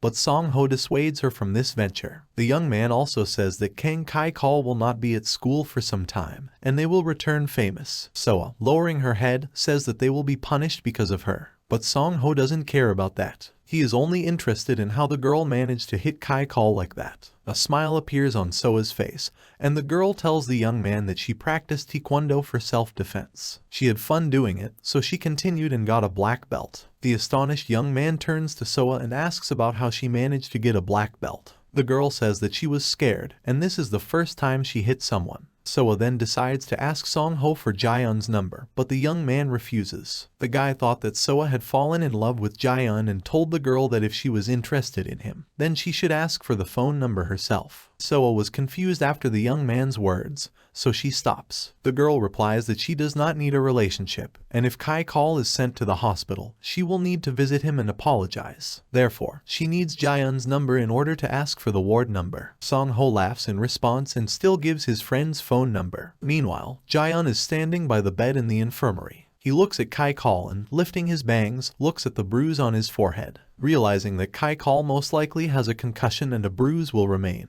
the young man is going to remove his hand from the head of a classmate. But the glow appears in his hand again, and Jaeon is very surprised by this. The blue glow becomes brighter, and while, without realizing it, Jaeon is treating Kai-Call, the door to the medical center opens, and the young man is scared. The bright glow does not stop, and the young man begins to panic. The curtain behind which Kai-Call and Jaeon were standing is opened by a nurse. She starts talking about her parents, but is interrupted. The nurse and Jaeon are in the hospital. A woman is talking on the phone with Kai-Call's parents. She informs them that she will contact them when she has sorted out the registration and the hospital bill. Next to him sits a drooping Jaeon, who recalls what happened in the first aid post. After the nurse opened the curtain, she saw the pale face of the young man and thought that he was also ill. Then she approached the patient and noticed that the bruise on his forehead had become smaller. But apart from the fact that the bump became smaller, the woman did not notice anything else. She didn't see the blue glow that surrounded Kai-Call's head. Kai-Call was taken to the ward.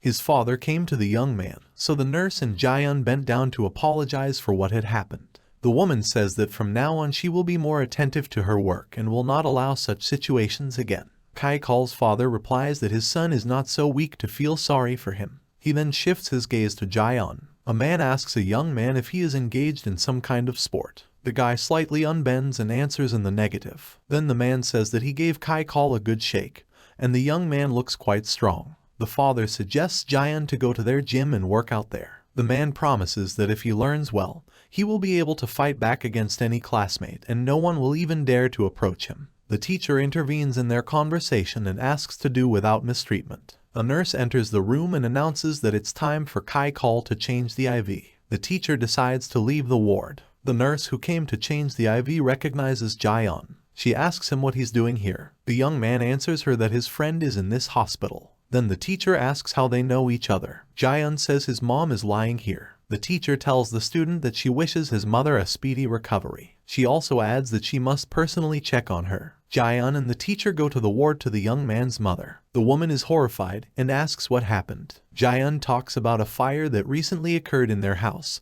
so mom fell into a coma. After hearing about the fire, the teacher asks where the student lives. The young man replies that he lives here as his mother's guardian. The woman also asks about other family members, but the schoolboy says that he and his mother live together. A shiver runs through the teacher's body, and she whispers to herself that the situation at home is one of the reasons for the student's behavior. Noticing the teacher's condition, Jaeyeon wonders if everything is okay. When they leave the hospital, the teacher apologizes to the student for seeing her in such a state. She also says that she has already informed the director about everything. They can't do anything about the violation, but the woman promises to do something. At the end, the teacher adds encouraging words about Jaeyeon's mom, and they say goodbye. Returning to the hospital, the guy again remembers what happened at the school medical center. He is sure that some kind of light emanated from his hand, which only he sees. After that, the bruise on Kai Call's forehead disappeared. The young man looks up and looks at his reflection in the window of one of the wards. He understands that with the appearance of a new appearance, he also has abilities thanks to the game. Deciding that thanks to his abilities he will be able to cure his mother, he breaks off and runs to the ward. The young man approaches the hospital bed and puts his hand to his mother's forehead. The guy sentences himself the words that it's worth trying. After the young man's hand is near the woman's head, his eyes light up blue. A blue glow appears around Jaeyeon's mom's head. The young man sees this and is very happy because his mother will wake up soon. But nothing has changed. Then the student decides to repeat it again.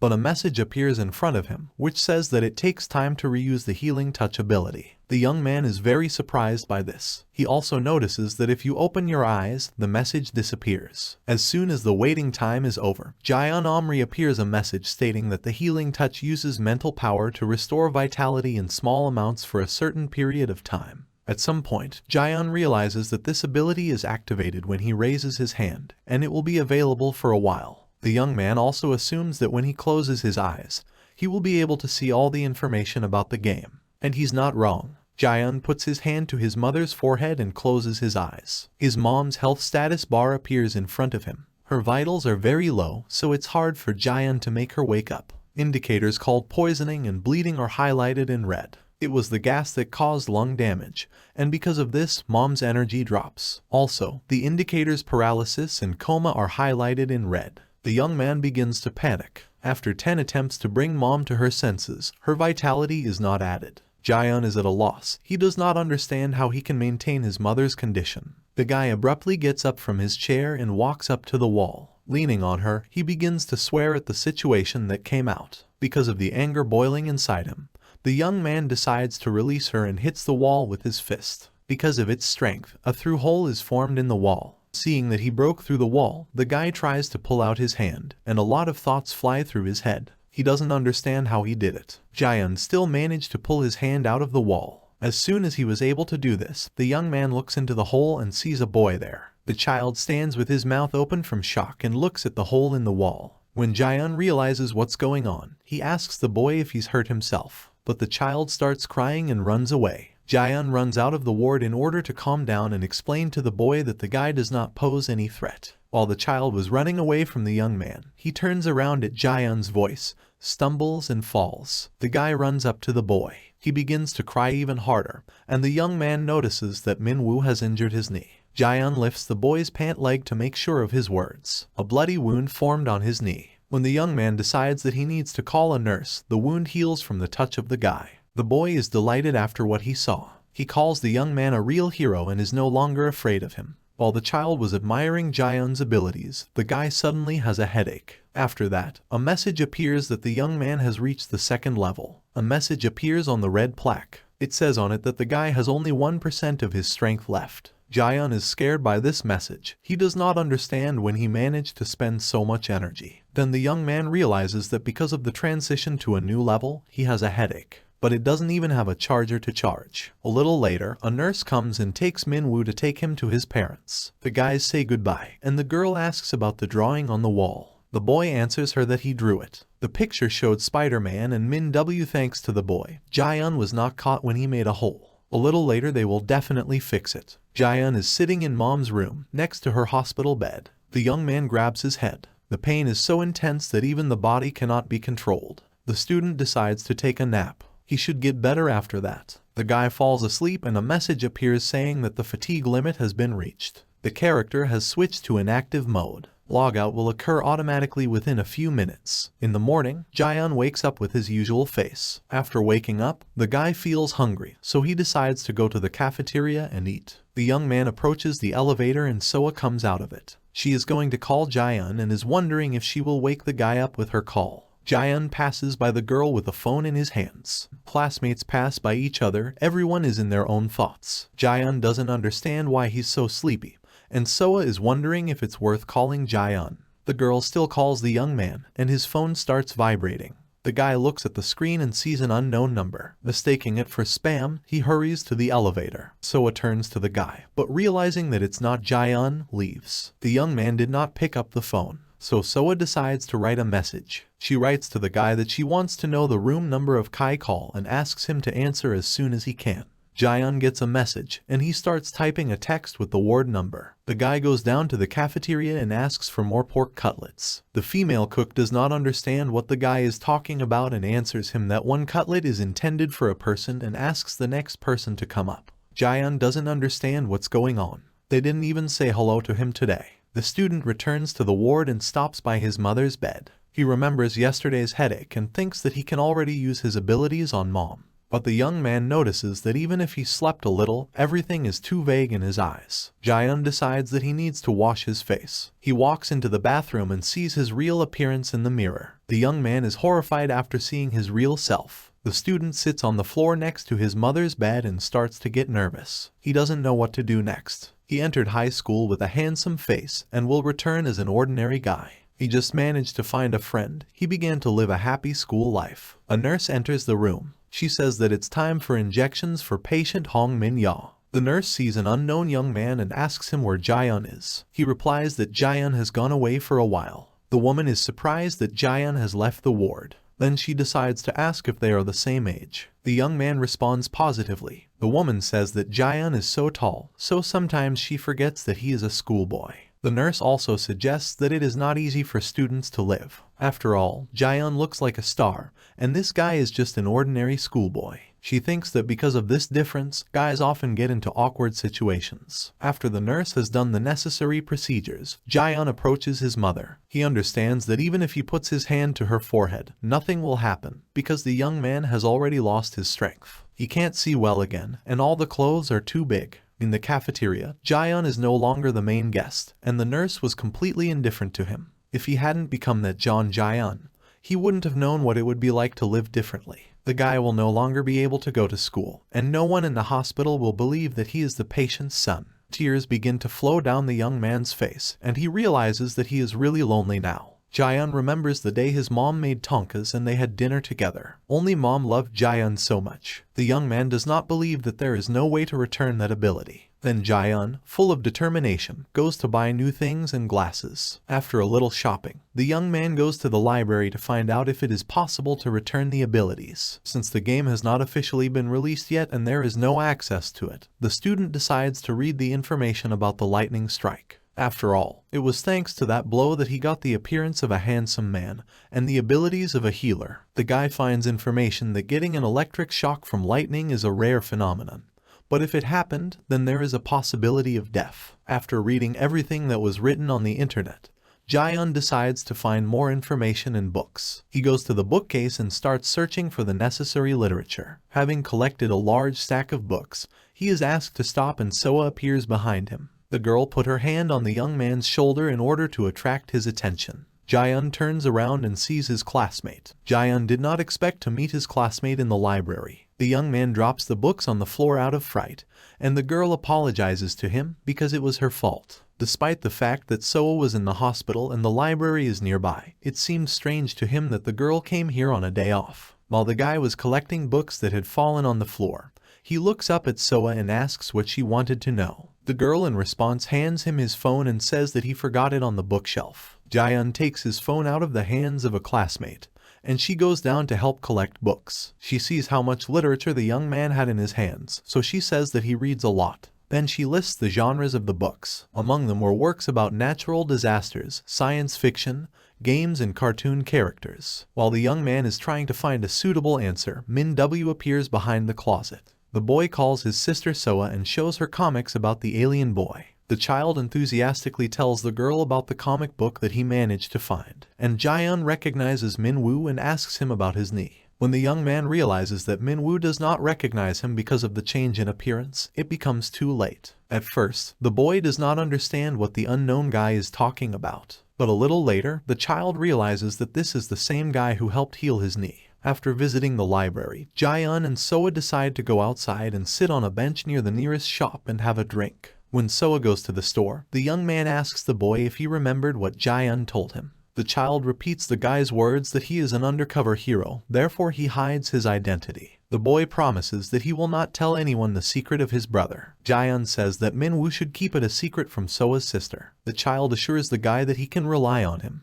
The young man decides to ask who Soa Minwoo is, if they are blood relatives. The boy tells that Soa is the daughter of a pediatrician, and sometimes she comes to the hospital on weekends.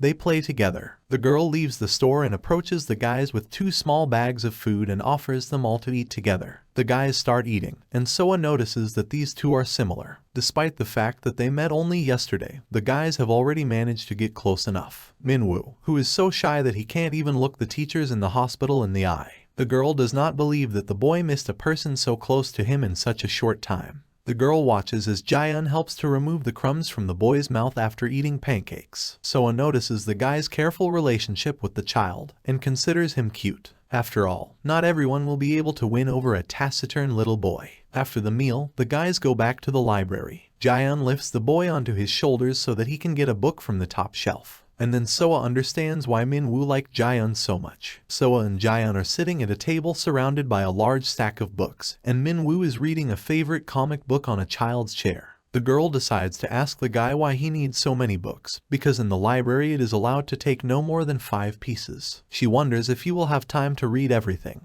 Jae-eun looks up at her and says that he has enough of these books for a couple of days. The girl thinks about it and asks again why the young man needed so much literature. The guy replies to a classmate that he is going to write a novel about a man who turned into a hero after being struck by lightning. This is how he tells the further plot of the novel, which tells that when the hero woke up the next day, his powers disappeared, and he turned into an ordinary person again. The girl thinks it's a great idea for a novel. But then Soa remembers Jae-eun's words that the hero had superpowers. Then the girl assumes that he has used up all his strength, and therefore the transformation is over. Jae-eun doesn't understand what Soa is talking about. He wonders how he can use up all his strength. Either you don't have them, or you do. According to the young man, there can be no other option. But the girl says that everything the guy just said is nonsense. She believes that to use her power, you need a lot of energy. If you've spent all your energy, you'll be too tired to use your strength. Jae-eun doesn't understand what powers the girl is talking about. Then Soa cites people as an example. They can't work properly if they want to eat or sleep.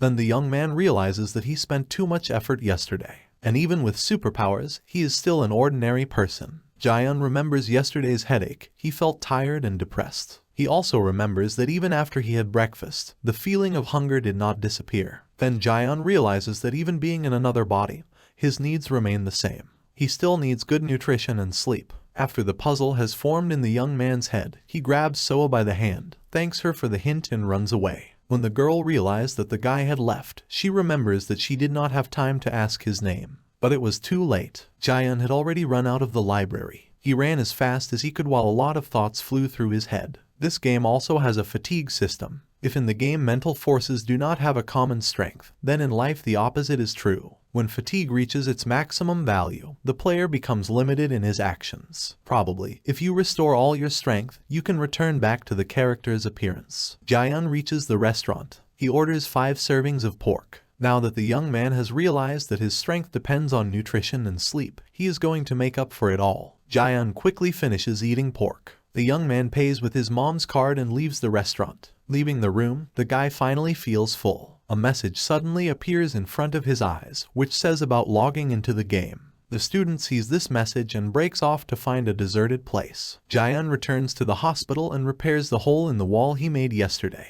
He begins to argue that it is very difficult for a healer to raise his level in this game, because there is no skill for catching monsters. Having completed his reasoning, the student confirms the entry into the game, and he reincarnates into his character. Jae-eun runs up to the mirror to make sure of the character change. When he sees the handsome again, the young man decides to test his abilities. One has only to close his eyes and think, as an entrance window appears in front of him. In active skills, Jaehyun sees a healing touch and a damage shield, an ambient transparent shield capable of absorbing a certain amount of damage. In the tab with the passive skill, the young man saw an increase in physical strength. It was because of this skill that the student managed to break through the wall. However, this skill is absolutely useless in the game. But there was no reason to expect anything else because he is at a low level, and he only managed to complete the training, Jaehyun thought. Remembering about the level, the young man decides to check why he increased yesterday. Experience is needed to level up. In Jaehyun's case, he gets this experience by healing people. However, experience is not given in the game for the treatment of the team.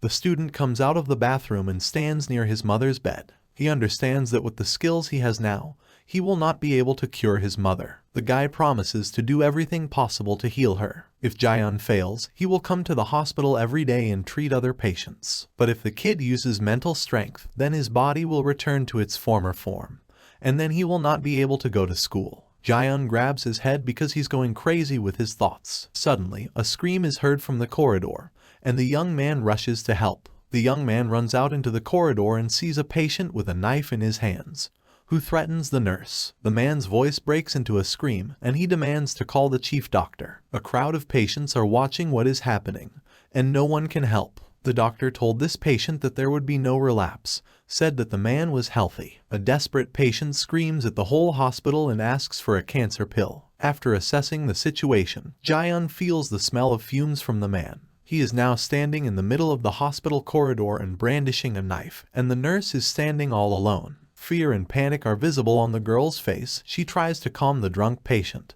but she does not succeed. The young man examines people around and does not understand why no one can help. Then the student understands that all the people around are also patients, so there is no one to help. When the man swings a knife at the nurse, Jaehyun runs up to the girl and activates the shield. After activating the shield, the young man manages to disarm the man and the knife falls out of his hands. All the people around see that the schoolboy was able to stop the man, and they are very happy about it. Jaehyun stands between the patient and the nurse and asks the man to stop. But in response to his request, the young man receives aggression, and then the young man thinks that he will be able to fight back. But the schoolboy does not have time to strike, and the man hits the boy in the stomach. The young man falls to the ground and holds his stomach. A man becomes and maliciously speaks about a schoolboy. Jaehyun doesn't want to be insulted, so he gets to his feet to strike back. But the man is ahead of him and punches him in the face. Jaehyun flies into the wall and realizes that he does not know how to fight at all. A nurse runs up to the young man and asks if he is all right. The student looks up at the girl and sees a question mark over her head. The police arrive at the crime scene, they detain the man,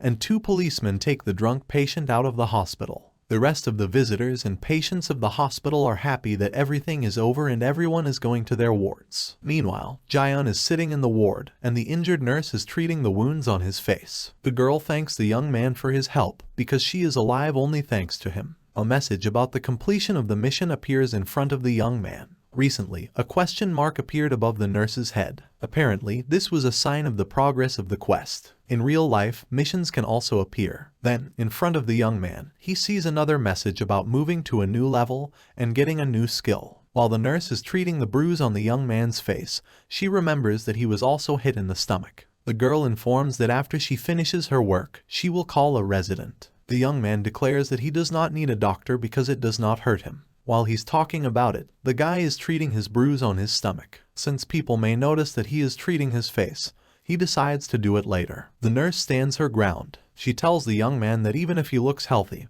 he should still be examined. She also adds that the police will arrive and it will be necessary to record the beatings. Then the girl decides to explain the situation to the young man. She says it's not that the patient destroyed the hospital equipment. That man has never been like that. And the patient is in a difficult situation right now. The hospital management decided not to file a lawsuit against the patient, and the situation with the student is a little different. Jaehyun tries to convince the nurse that he is fine and he is not going to write a statement. In addition, at the moment the young man is at the stage of change. The guy is thinking about a full examination, but he is scared by the thought that the results will show some kind of strangeness. It's 1:30 in the morning. Because of the nurse, who kept trying to persuade the young man to undergo an examination, he was only able to lie down. Jaehyun needs a good sleep to restore his mind. The student closes his eyes and remembers the completed quest. The boy opens the quest window, and in addition to the quest called Nurse in Danger, he sees another completed quest, Crying Baby. Then Jaehyun remembers a boy named Minwoo. It turns out that at that time his level increased due to the fulfillment of this mission. An epiphany comes to the young man. He realized that if he completed missions, he would be able to raise his level. Then Jaehyun might be able to get the skills that will help cure his mom. After the young man finishes dealing with all the quests, he still falls asleep.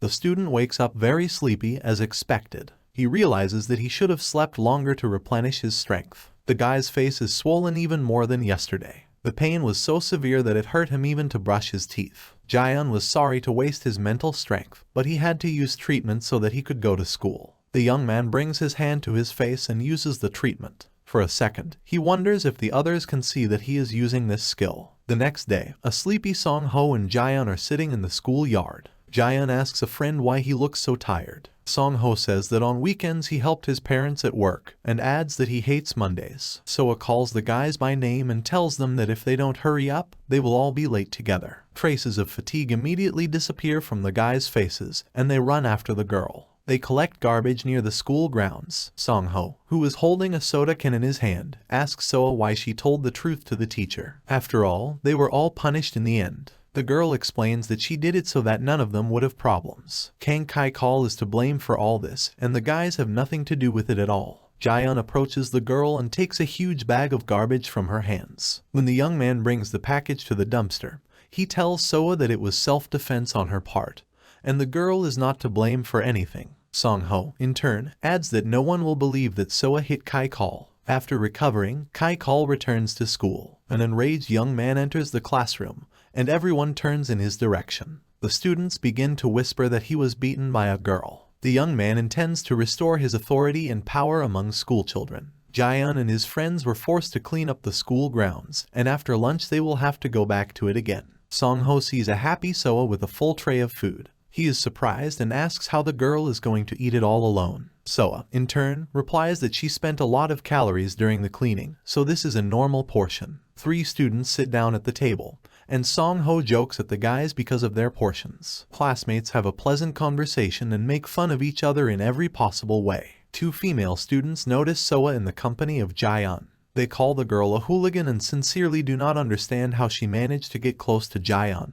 While the other students are busy with lunch, Kai-kal approaches one of the students and pours food on his head. Kai-kal tells the young man to stop eating and take up sports. The bully's friends are standing nearby and also begin to mock the full student. Then Kai-kal decides to hit Jin-soo. When a young man raises his hand to strike, Jaehyun wants to go to the student's aid. When the young man gets up from his chair, his head starts to hurt again and a message appears that the character has only 3% of mental strength left. When Kai-kal is about to hit Jin-soo, a red shield appears in front of the young man, and Jin-soo manages to block the opponent's blow. It was Jaehyun who helped the disciple. He used the skill Refraction, which returns the damage done to the enemy. Kai-kal does not calm down and is going to strike another blow. He raises his hand and hits the shield. The shield breaks, and the young man breaks his wrist. The bully can't stand such shame and pain, so he runs away from the dining room. The students who surrounded Jin-soo don't understand what's going on. Song-ho dismisses the students, saying that this is not a performance. Soa asks about Jin-soo's condition and tells him to wipe himself, and after he finishes, asks the young man to sit next to them. Song-ho looks around to find Jaehyun,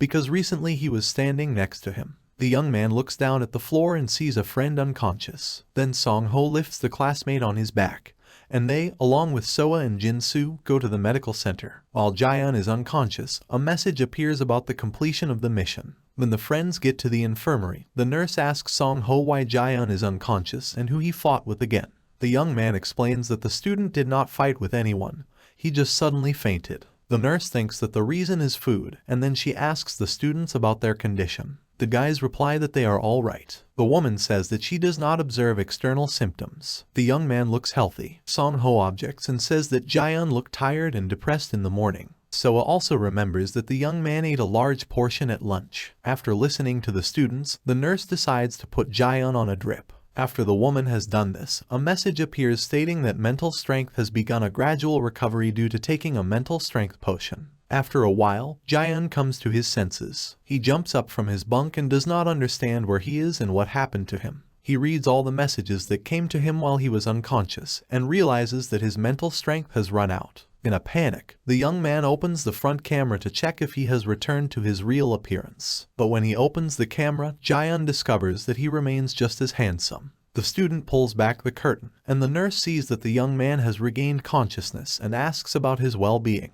Jaehyun gets out of bed and tells the nurse that he feels great. But he has a question. He is interested in what happened to him. The young man does not understand how his mental strength was fully restored and why he still looks like this. The nurse says that she failed to carry out the examination in the right way and suggests that the student was overworked. The woman also tells Jaehyun that, despite the fact that he cares about his mother, the young man should also take care of his condition. The woman says that she put the student on a glucose drip an hour ago. She continues her monologue and says that usually those who take care of patients in the hospital do not take good care of their own health. The nurse assumes that due to the fact that the young man is always in the hospital, he also eats poorly. The nurse gives Jaehyun a headache medicine and glucose lollipops. Tablets should be taken 3 times a day after each meal, and lollipops when the young man feels weak or tired. Lollipops can also not be eaten all the time. They should be taken only when Jaehyun sees fit. The nurse asks the student to eat well and observe the sleep regime. The woman also tells Jaehyun to come to her every week to check on her condition. She will give the necessary medicine. Jaehyun takes the medicine from the head and the lollipops. A message appears in front of him stating that he has received the item Mental Strength Potion. Then there is another message about a new quest called Nurse Excitement. The nurse takes a promise from the student that he will follow her instructions. The woman exhales noisily and complains about a large number of incidents that have occurred in a short period of time. Recently, Kai-Kal came to her because he broke his arm. Jaehyun is surprised by this news, and the thought appears in his head that this happened because of the use of refraction. Kai-Kal didn't tell the nurse how it happened, so she put on a cast, and now the young man is sleeping. A woman talks about the upcoming judo competitions. Kai-Kal injured his arm, and because of this, he may have problems. Even though he is in the 9th grade, it will be important for him to participate in competitions because of university admission. Jaehyun is lost in his thoughts. Kang Kai-Kal was wrong, but the young man can't leave it just like that, because the competition is already close. The student approaches Kai-Kal's bed and thinks about whether he should heal his hand. Jaehyun did not want to treat Kai-Kal, as he caused the young man a lot of problems. But despite this, the student felt ashamed in front of the school bully. If he fails to get into university due to injury, Jaehyun will feel guilty. Therefore, the young man takes a classmate by the hand and is about to begin healing.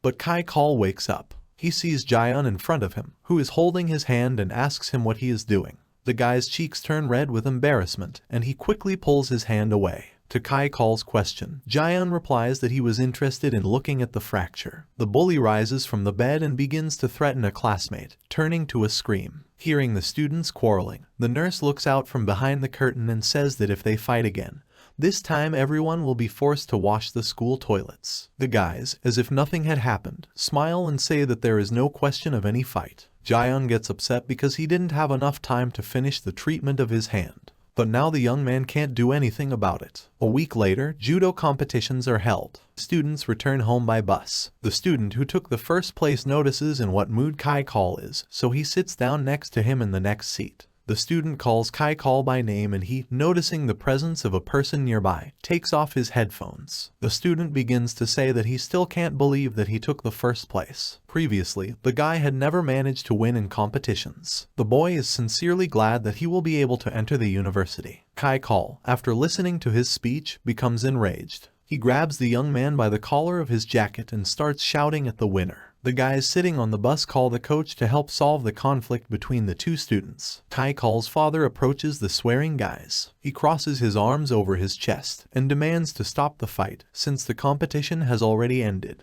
Kai-Kal has to accept that he lost. The anger of a young man is a manifestation of the emotions of an offended loser, says the father. The coach takes the injured student away from Kai-Kal and praises him for a job well done at the competition. The winner gets off the bus, and the coach tells him to have a good rest. Kai-Kal and his dad are left alone on the bus. The young man picks up a silver medal and squeezes it in his hand. The coach tells his son to get off the bus. The father decides to punish his son for losing. The coach is furious that Kai-Kal lost to a guy who has never played sports. The man tells his son to accept the position, and the young man rises to the bar. Ever since Jaeon became a character in the game and his body underwent changes, it began to recognize normal daily life as a game system. Any medicine or food that increases concentration becomes a mental strength potion. If a young man talks to someone and makes a promise or fulfills a request, then he receives a sudden mission. The first time, Jaeon was very surprised by this, but now it has become a common thing to get a quest. Song-ho, Soa and Jaeon are sitting in the classroom. Song-ho asks the girl to show him the assignment, but she refuses. Then he turns to Jaeon and says that a friend will show him the task. Jaeon receives a message about receiving a regular quest called helping Song-ho with a task. Normal quests can be obtained if Jae-yuna is asked for a favor. The young man performs a quest and gives his neighbor on the desk a task. Soa is angry at this and says that the young man should not do this every time.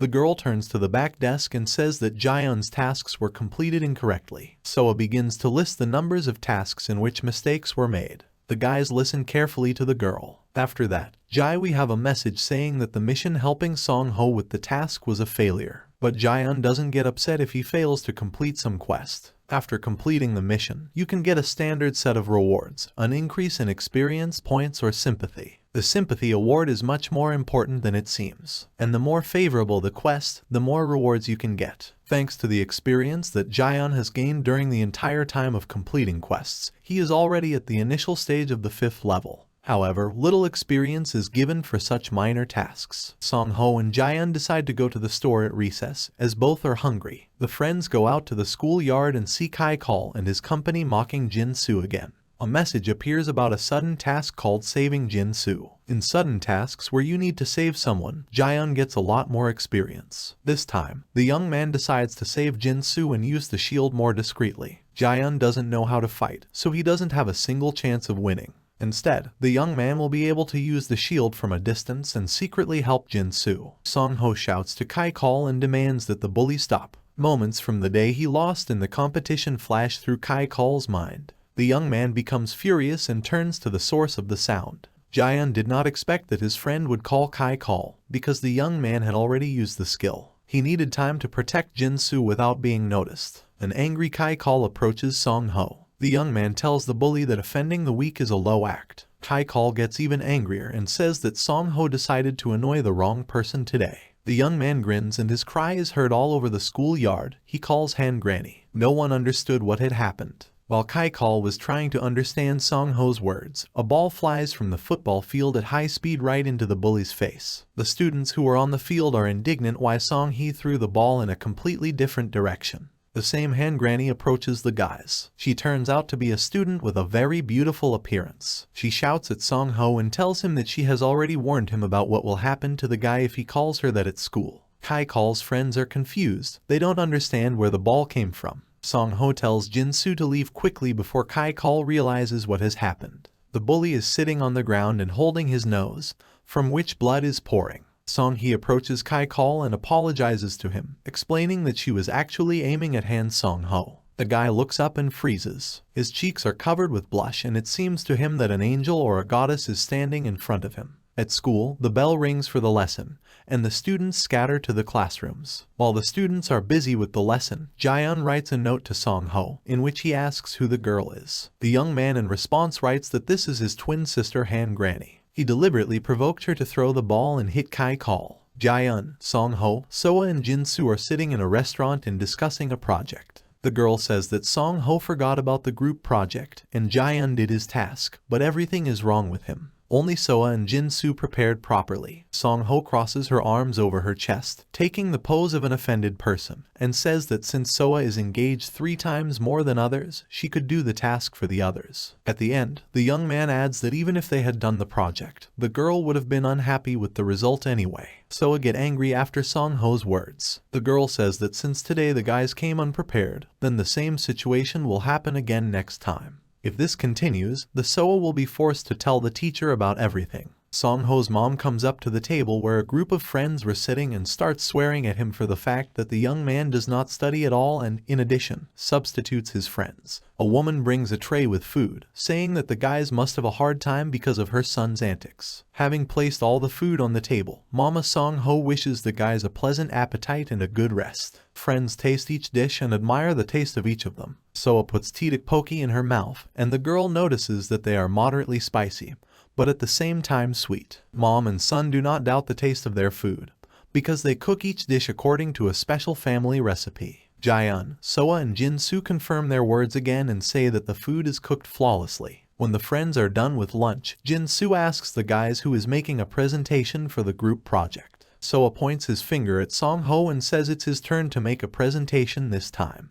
Jin-soo did it last time, Jaeon did it the day before last, and Soa did the first presentation herself. Song-ho, who was taking the dishes to the kitchen, stops and turns to his friends. He says he didn't do the assignment, so he doesn't know any information. If you ask the teacher, it will cause difficulties. Soa, in turn, answers the young man that he can read information on the topic while preparing a presentation. What students are preparing for a group project will appear on the exam. Therefore, the girl tells Song-ho that he will gradually begin to understand the information. Separate points are also given for the presentation. Then Song-ho asks what he should do if he forgets about the group project again. Since Soa performs the tasks best of all, he still offers the girl to take up the presentation. After all, the person who tries the most should get extra points. Song-ho tells the others that they don't have to worry, and he will complete his part of the group task as soon as there is time. Jaeon notices that Song-ho is acting strangely today. He always joked about his poor performance at school, but it never came to this. The young man decides that the reason lies elsewhere. The door to the restaurant opens,